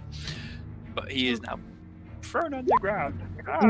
Chew his balls off. Come on. Yeah, well, Yeah, you I'm say pretty that. sure he's dead. How much is he left on? He's currently on 6 digits. So So that it's is 25 damage. yeah. He's gone. Literally torn to Yes, pieces. just one wolf grabs one leg and one grabs the other, and they just pull. It's like a wishbone. Yeah, make a wish. Okay, Yami, it's your turn. I don't think I can compete with tearing a man to pieces. You have no idea what's going on outside. You can hear growling and snarling, but that's about it. Your door is still closed. You also still have a guy in your room. Yeah. Crap, what do I do? I am going to move there, and I would like to use my scale dagger that I have. Okay. Go ahead. What? 1d20 plus your dexterity modifier. Oh, damn. Ouch. No, that misses. Cool. You go to slash and he just sort of moves out of the way and just sort of looks at you. Okay. That it, or have you got anything else you want to do? Do I get a bonus action? You can take a bonus action if you want, yeah?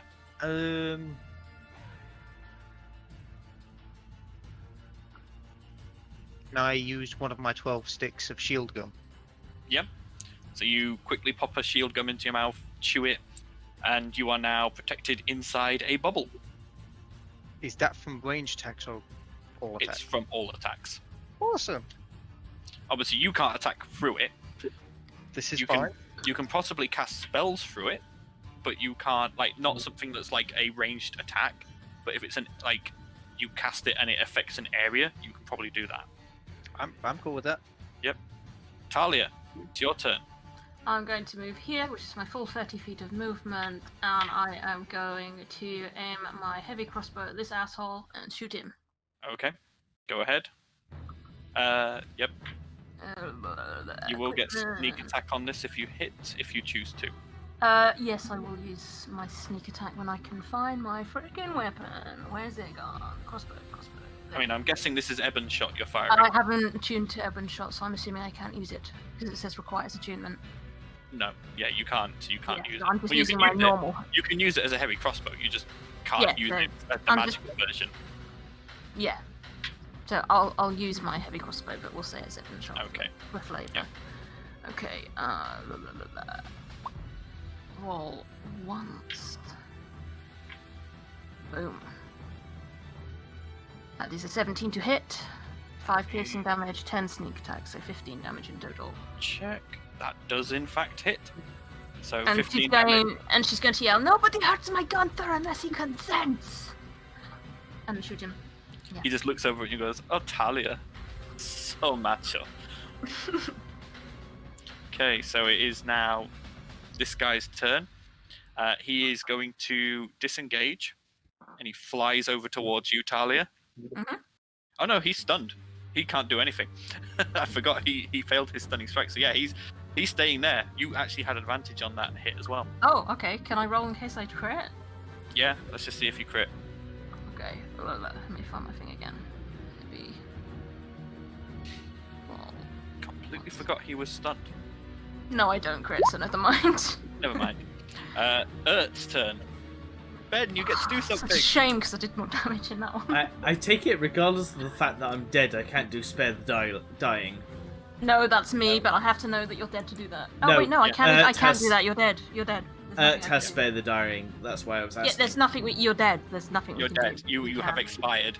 I have expired. You Okay. are perma-dead until we can find something to rectify that. So Ert Well, is what- going to. Isn't one level away from Revivify? Yeah, I think she was very close to a revive spell. We're gonna have to find a cleric or something after this. But we So- need to live through this first. Being that Ert has experienced somebody attacking her in her sleep, she will, and knowing that Talia is okay, she would instinctively go and check that Valdizian is okay. So both her movement and her Dash action. would get her to there. Okay. So that's what she's going to do in that move. All right. Mantra's turn. Mantra is going to come to her door, seeing everything that's going on out here. She is going to let's have a look at some spells.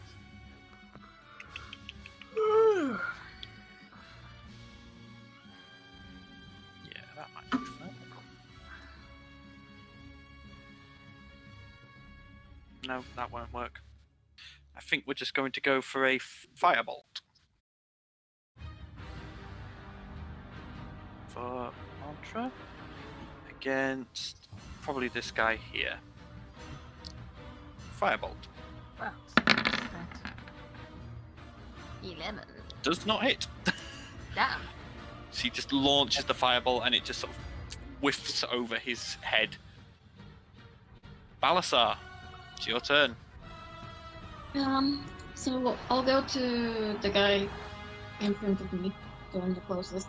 Yeah, that I guy. don't think I need to measure it because it's pretty close. Yeah. Okay, Okay, and I'll do another 2 attacks. here we go. Cut off his head! Cut off his head! Come on! Here we go. Yeah! That's what I'm talking about! I love it! And you won. Okay, so only 14 damage on that one. Maria the Dice God. Oh, Yeah, no, that one hits as well. Oh, what? These guys have low AC. It's another 14. So again, you just snick snack, head rolls off the shoulders, and Edge of Night is just like, yes, wielder, yes.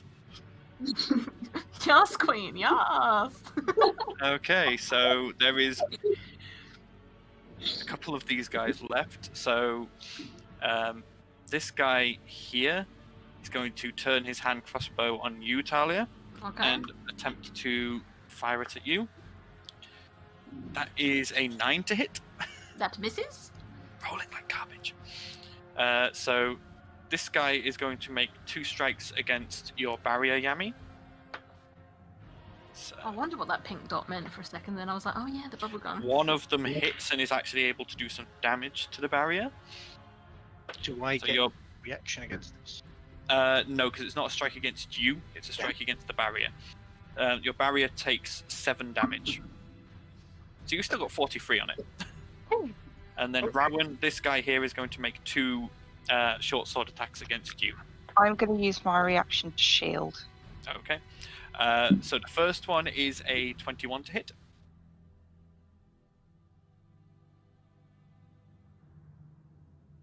Guessing that hits, even with a shield. Hello? Yeah. Yep. Yeah. And the Okay, I second, think Rowan's got the lowest. the second one's an 8, so that doesn't hit. So you take 4 piercing damage. Well, maybe not the lowest. Now it's Shadow Gunter's turn, and he is going to make 2 strikes, quarterstaff strikes against the stunned guy, so he has advantage. Yep, that first one hits. And the second one hits, so that's 2d.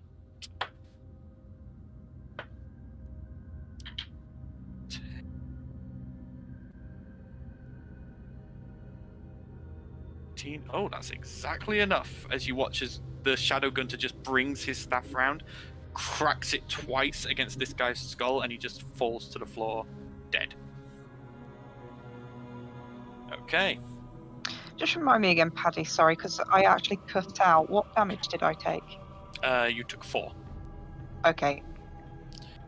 Rowan, it's your turn. Shocking grasp again. Okay.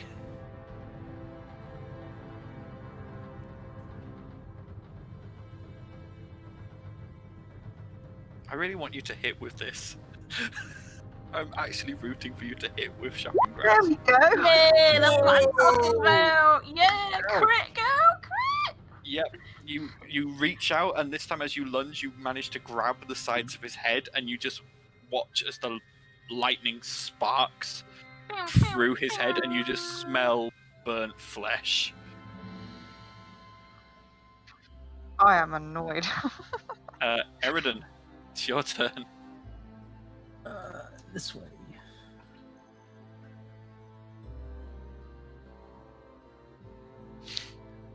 Vomit in his face. Kick his face.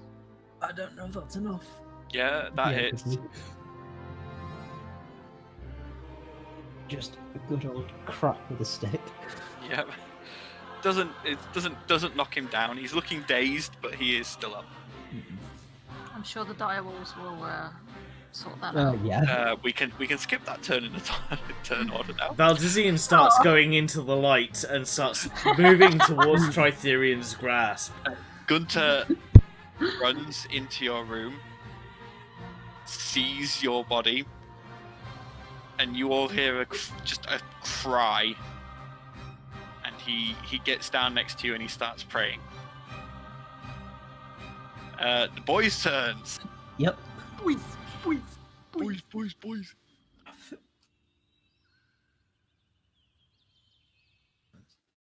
Once we've actually played some.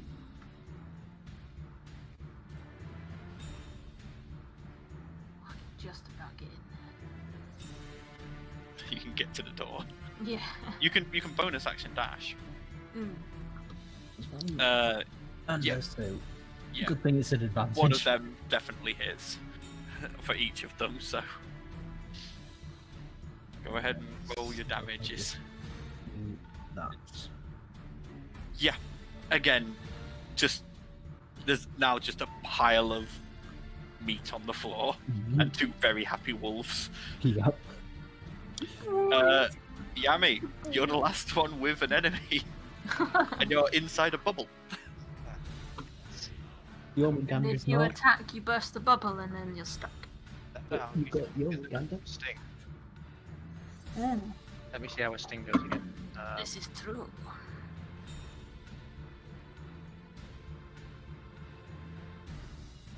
So I roll for this, I assume just normal. Hang on, let me bring up Pseudo Dragon stat.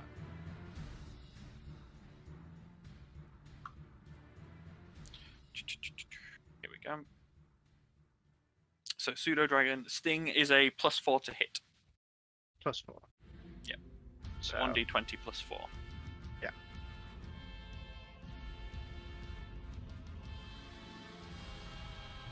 Need to make Yep, a mini that for, hits. It's 1d4 +2 piercing damage. Need to make a token for Queenie. Hey, Kogi. Hey, Baba. If you roll well here, this could be brilliant. Pardon a me. d4 +2. Yeah, d4 +2. Yes, yes. How do you want to do this? Yes! Let's go really weird. At least stings him in an eyeball. So Jormungandr just flies across, lands on the mask, and he at first his sting hits the mask and he sort of growls, and then he realizes there's a gap at the edge, and his sting just whips round under, and you just hear a sickening squelch as they go completely still, and then just fall to the floor. Nice. That is combat finished. Everyone is free to do as they wish. Talia's gonna head towards the cry because she heard the cry and she's concerned. She's gonna run into Yeah, the bathroom Rowan. and see what's happened, and then just she's gonna freak out a little. Okay. As you all run into Valdizian's room, you I'm see just gonna scream for everyone to come in. Val's down. you see Valdizian motionless on the bed, a wound in his chest. Roran's already grabbed his feet. We're taking him to the temple now. Gunter, by this point, Okay. is still praying. And then he stops and goes, I hope this works. As he grabs Valdizian's warpick, rips the seal off it, and then snaps it. What are you doing, Gunther? You all watch as there is just this flash of light, and there is, for a moment, there is just this. The room is filled with a giant red dog. Like it's not actually there. Like some of you were actually in like parts of its legs or its body, but you watch as it sort of turns to Gunter, looks at Valdizian, and then leaning down, it just touches its nose barely to Valdizian's forehead. And Valdizian takes a breath. And in that breath, he kind of takes the deepest breath that he could imagine, and then goes, "Is Rowan okay?" Rowan's already fine, hurt. darling. They're all dead. Yeah, but I had been dead. Yeah, I know. This is Talia. Whilst you had been dead, Valdizian, you had found yourself in the Verdant Crossroads. And Okay. Nemerwood had appeared in front of you. Battle music. And you had been having a stare off until he sort of cocked his head to one side and goes, "You have good friends. You will have to be tested again, Valdizian. Be prepared. For now, my sigil is lost to you." And he then drew a breath on your face, and you woke up. Yeah, Rowan has basically just like jumped on him and is hugging him. So, Valdisian, your war pick has lost the sigil of Nemoid. That's fine. So it is back to being a regular war pick. That's fine. He's not dead. That's the most important thing. This was the first piece of paper you gave me, Paddy. I feel sad for throwing it away. Yep. Well, I didn't want you to have to die quite so soon, and I had to find some way to balance it. And That's fine. it was the only way I could think of, and the only person who would know to potentially do it was Gunter. That's fine. I will discard that piece of paper. I have been very lenient there, and that is the last time I will be that lenient. So next time, do not pick fights with dwarves. I will try not to, at the very least. I really don't understand why before you went to bed you didn't lay on hands. Because Yeah, I was if you about thought I to... was going to take a long rest, why would you waste a spell? I don't know, because I'm evil. Oh. Talia's going to take a flying leap at Gunther and knock him over and be like, "Oh my god, you saved him!" Gunter's just like, oh, I'm so glad it worked. I heard rumors. That's good work. Seriously, is there anything you can't do? I can't not be good in bed. The jump on cuddle that I've got from Rawin, I'm kind of appreciate that more than anything else, and kind of cuddle in. Oh. Yay! Gunter now sort of looks around and goes, so, this was interesting. And then suddenly Rowan jumps off and is like, who the hell were they?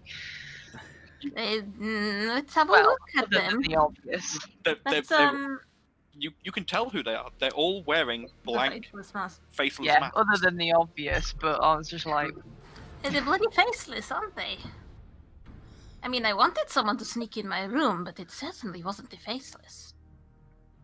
I'm sorry, darling.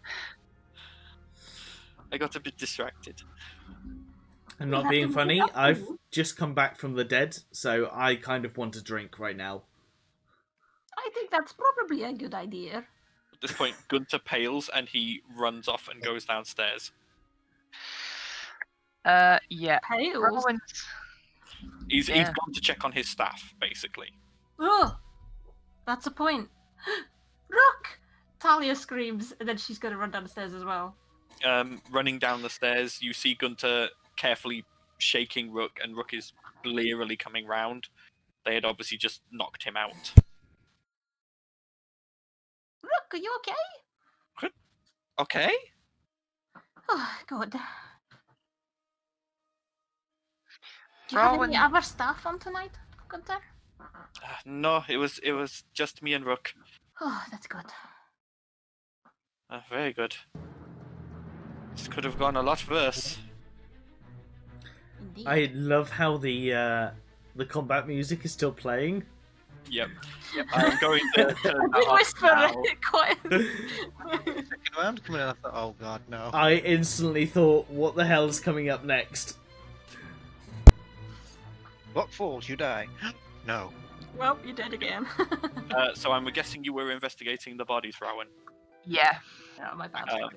So looking through the bodies, there's nothing on these guys. They have their clothing, they have their weapons.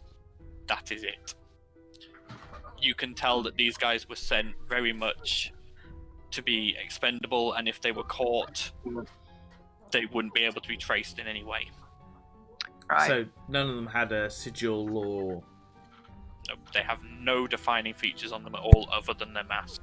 Not even the center one. No tattoos even. or anything. Nope. Nothing at all. In fact, the center one looked like he may have had a tattoo at some point, but he now has a burn mark on the wrist where it looks like it has potentially been seared off the skin. He bears the dark mark. Voldemort is coming.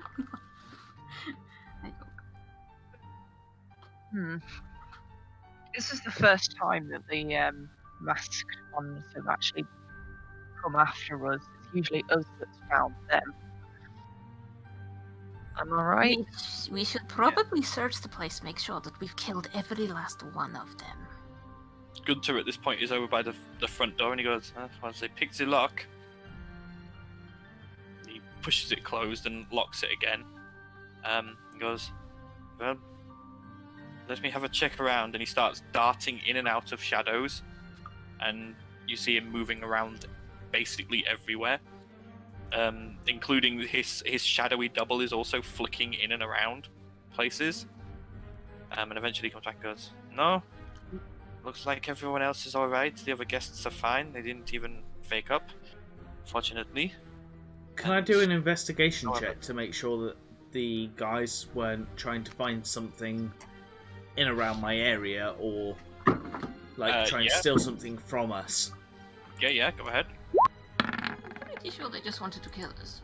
No, all your gear is there, nothing has been disturbed. Okay. The only thing out of place is the dagger wound in your chest. Okay, that's fine. We should probably close that up. Oh wait, I'm downstairs, never mind. So, am I at 1 health right now? You are at 1 health currently, yes. Okay, Unfortunately for you, because you were brought back by a divine intervention, you don't suffer points of exhaustion for I was this. gonna say, you normally get points of exhaustion. Yeah, that's from like a resurrection ritual, but this is basically Gunter implored Trifarian and Nemerwood to bring Valdizian back, and he acted just quick enough. Right. So I'm gonna lay, just in case anything else happens, I'm gonna lay on hands and do 15 health on myself. Okay. You watch as the wound in your chest just knits back together. It looks like it will probably scar, but it is healed. It's fine. Scars are endearing anyway. Well, I think we're safe for now. Certainly looks that way. I'm going I'm to have worried to... that perhaps we shouldn't stay here any longer if it's putting you in danger, Gunter. I don't think you're putting me in danger, darling. The one who was in my room didn't stab me. What did he try to do? He tried to put a rag over my mouth. He was going to knock me out like he had the others. They were here for you, not me. Fortunately, these ones won't be able to report back, so they will think it was you who beat them, not me. Good, I don't want you to be in danger. Also, I can't help but notice there's now 2 of you. Oh, yes, he twists his ring and the other one just disappears into black smoke. Kinda gives me a naughty idea. Trust me, darling, I've had the same idea. In fact, he leans in and whispers to you. It's very interesting exploring one's own body. You have to show me. Oh, darling, now's not the time. Valdizian's just been revived. True. Too much information. You're not there. Am I not? No, you're Look in at the this point, room. just pipes up with pervert. Never mind, Rook. Shush.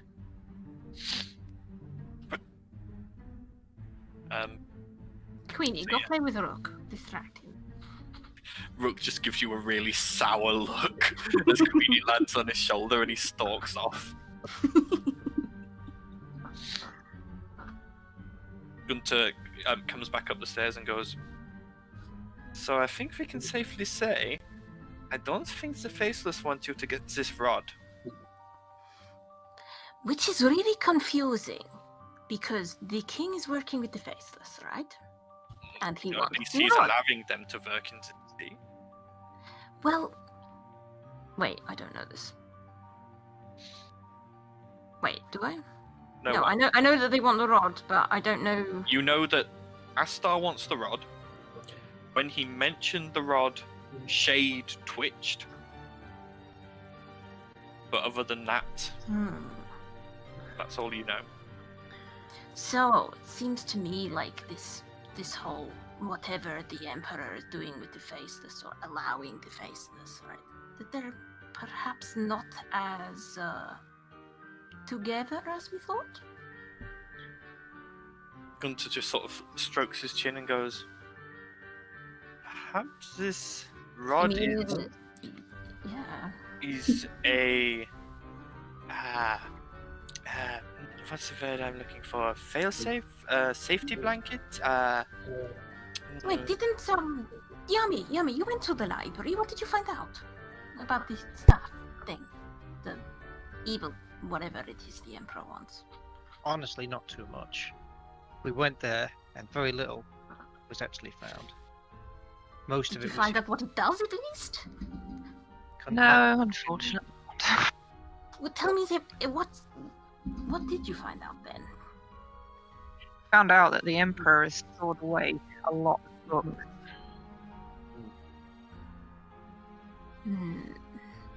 And that someone would come looking for them.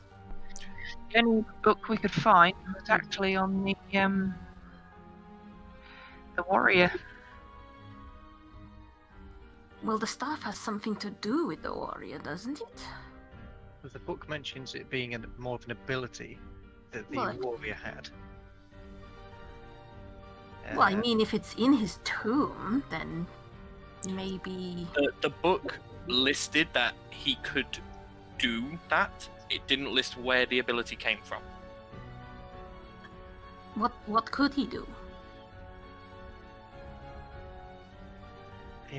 Influence? Would that be the way of terming this? Influence? Effectively, he could subjugate demons. Wait. So he could subjugate demons, and the Faceless were trying to summon a demon. Don't you think it would be really bad if someone who could summon a demon could subjugate it? Gunter at this point goes, but if you are summoning a demon to subjugate it, there are summoning rituals that do that anyway. Maybe this staff means you don't have to do that. But that I seems mean, like the a name lot of- alone implies as such. It Or sounds like a lot of effort to go for something that you can already do if you just carefully collect ingredients. Valdisian stumbles to the door and goes, perhaps the Faceless were trying to summon a demon to try and subjugate a demon already here. Now that we've thwarted that, the only way of dealing with a demon already on this plane is to acquire this item for the Emperor. Or, Or maybe the hear me Emperor out, wants hear to me out, help hear him me. out. Gunter at this point goes, hang on. Asta is well known for playing both sides. And he's always covering his own ass. If he knew or even had an inkling that perhaps the Faceless were dabbling in demon, he'd found leverage. And what better leverage than removing the ability to leverage demons against him?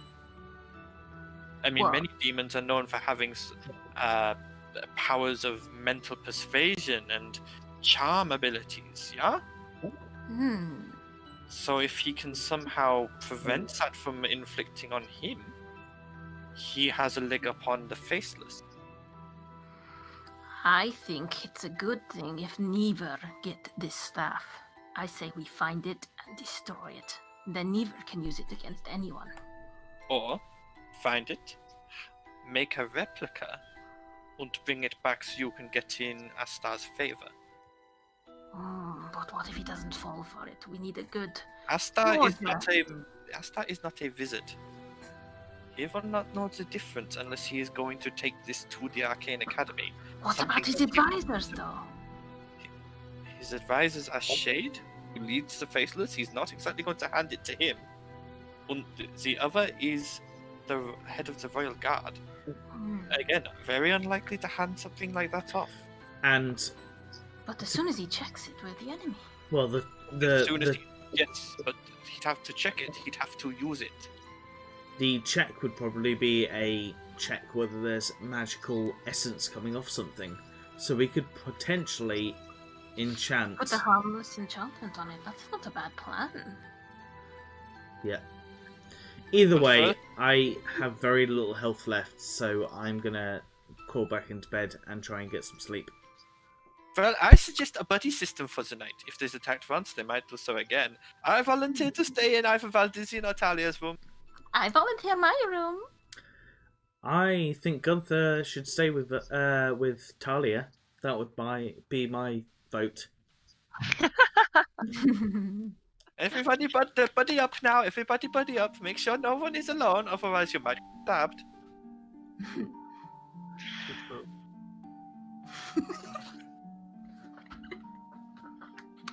Okay, you're all expecting it. Rowan, buddy up over here.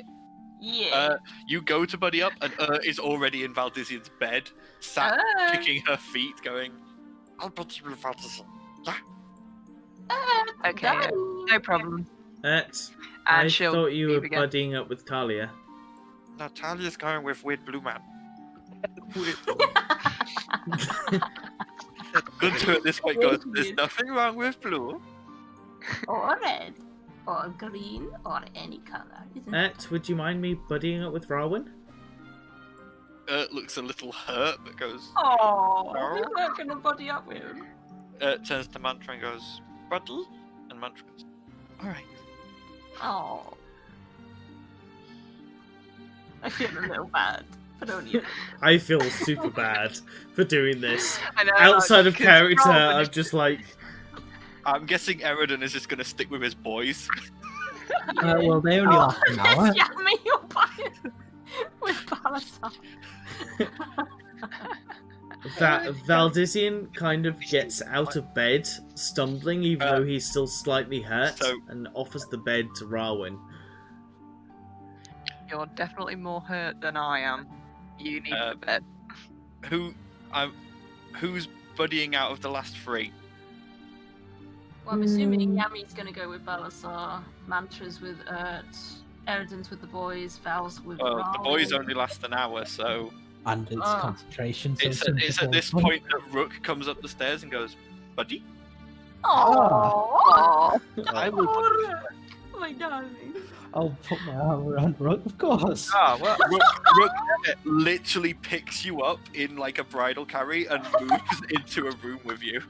Oh, Jesus. OTP, Erden and Rook. Not what I expected.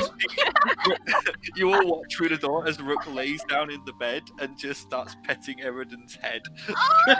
Oh! Well, there's a ship we didn't see coming. Oh, I love it. I don't know who to throw next. Just so you're aware, this is entirely platonic. You can tell just from the way he's doing it. Oh, It's just that this is what he thinks is right. Come along, Gunther. Don't have to tell me, Talia. And he skips through the door behind you. I love how there's still a dead faceless in that room.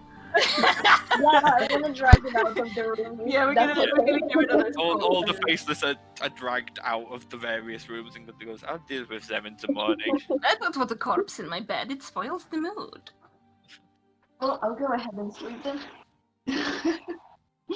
Feel free to take the other half of the bed. Yeah, chair is Hey, best. Gunther, don't be freaked out, but I don't breathe and I don't sleep. You don't breathe.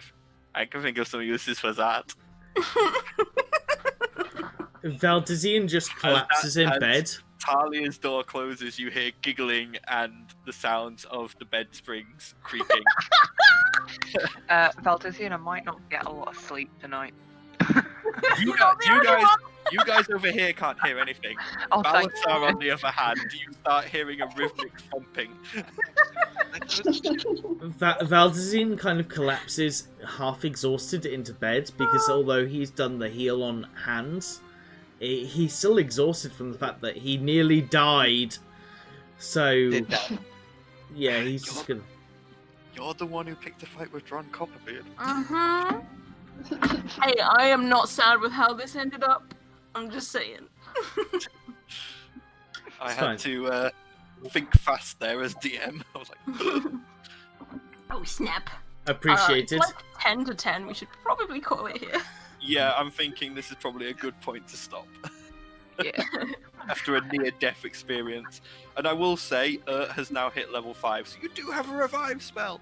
Yay! Woo! It's level 5, my girl! I will double check when I put the level 5 on her because she has a weird kind of backstory. Oh, don't be making it so she doesn't. Change No. her backstory. In terms of the things I've chosen on DnD Beyond, I Alright. don't know if level 5 actually gives her a revive spell. It will, Revivify. It should do, yeah. Okay. It will give you access to 3rd level spells, which a generic cleric spell is Revivify. Just, Okay. I believe Revivify, that's 1 minute. You have 1 minute, and 1 minute only. Yeah. If you leave it too long, then you'll have to still go to a temple. Okie doke. So that was a game. That was awesome. Yeah. That was amazing. That is the most. I think that is the best session we've had so far. That in is, terms and of, like, the crazy that happened. I had to think fast then. I really was not expecting you to die, Val. Oh, the life of a DM where he plans everything and we go and mess it up. I was not expecting to die either, so if that puts anything across... It's fine, he's failed one death save, he'll potentially fail another, and then someone will And go it'll be in fine, there but then and he play rolled a on hand, natural one. and then you roll in that one and like, oh, you're dead. Oh, well. I will say that is the only free pass I'm going to give. Okay. I am Nimrod's not sigil going to be is nice gone. anymore. Well, technically it's a second because you did kind of kill her as well. Okay, but that was more That is by the last accident. one, yeah. This is the last one. And by the way, guys, even if you had gone to a temple, there are no temples in this city that can perform revive rituals. Oh, crap. Oh shit. So He died anyway. Well, I had not planned that. Ben, maybe you should like make a standby character like I have. Like I've got a character sitting and waiting, ready. If Oh, I die. I've got a standby character, but she's obsessed with tentacles, so... Oh, you're not bringing Katarina into this. Oh. No, not Katarina. Oh, not Cthulhu. From the one Cthulhu, shot. yeah. You do realise if you bring Cthulhu into this campaign, I'm going to have to be mean to her. I know, I appreciate after that. what she did to Smash. I made a brand new character for mine. I've got a half-orc ready and waiting. Oh, anyway. I wouldn't have normally felt so bad, but it was me that saw you. I think it doesn't help that I kept sending Steph messages going, this is what Val's going on with, and this is what Val's thoughts are. And it's like, then Val dies, and it's like, oh. Whoops. Shit. Oh. I don't think she'd have ever recovered from the emotional stress. Oh no. Oh dear.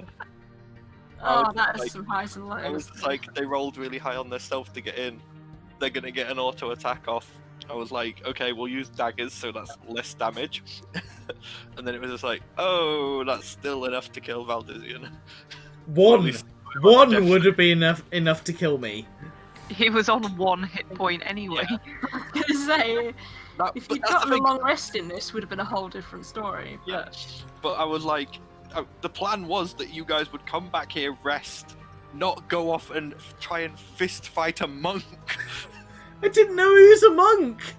I thought he was a drunk. Yeah, is this monk part of the faceless? Like, what's going on? No, Dron is not part of the faceless. Then why did they attack us for attacking a drunk? Drawing attention to ourselves too much. No. It was before that when he called out. So, the reason the faceless have attacked you is because they've been told to. It's not because of anything else you guys have done. Oh, was it not when Shade, when he called out to Shade saying, "Hey, I see you with a faceless. I'm gonna." Yeah. Well, I told him off for that and stamped on his foot and everything. So you know that Shade then, that was him ordering the faceless to come and attack you. I figured.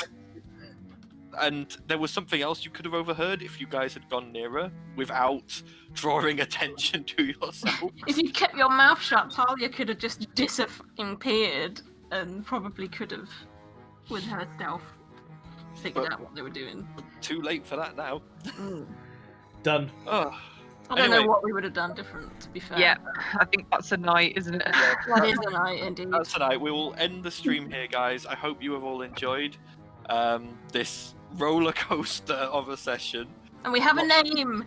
Yes. And we have a logo, and hopefully we can preview it in the next stream. There has been a lot of lore, a lot of social interaction, some fun combat, a lot of emotional Some fun stress, other things. a fade to black between Gunter and Talia. And, yeah. everyone stay safe, and we will see you in 2 weeks. See you in 2 So, weeks. Have a good weekend. Bye for now, See you guys. on the 17th of July. Bye. Bye.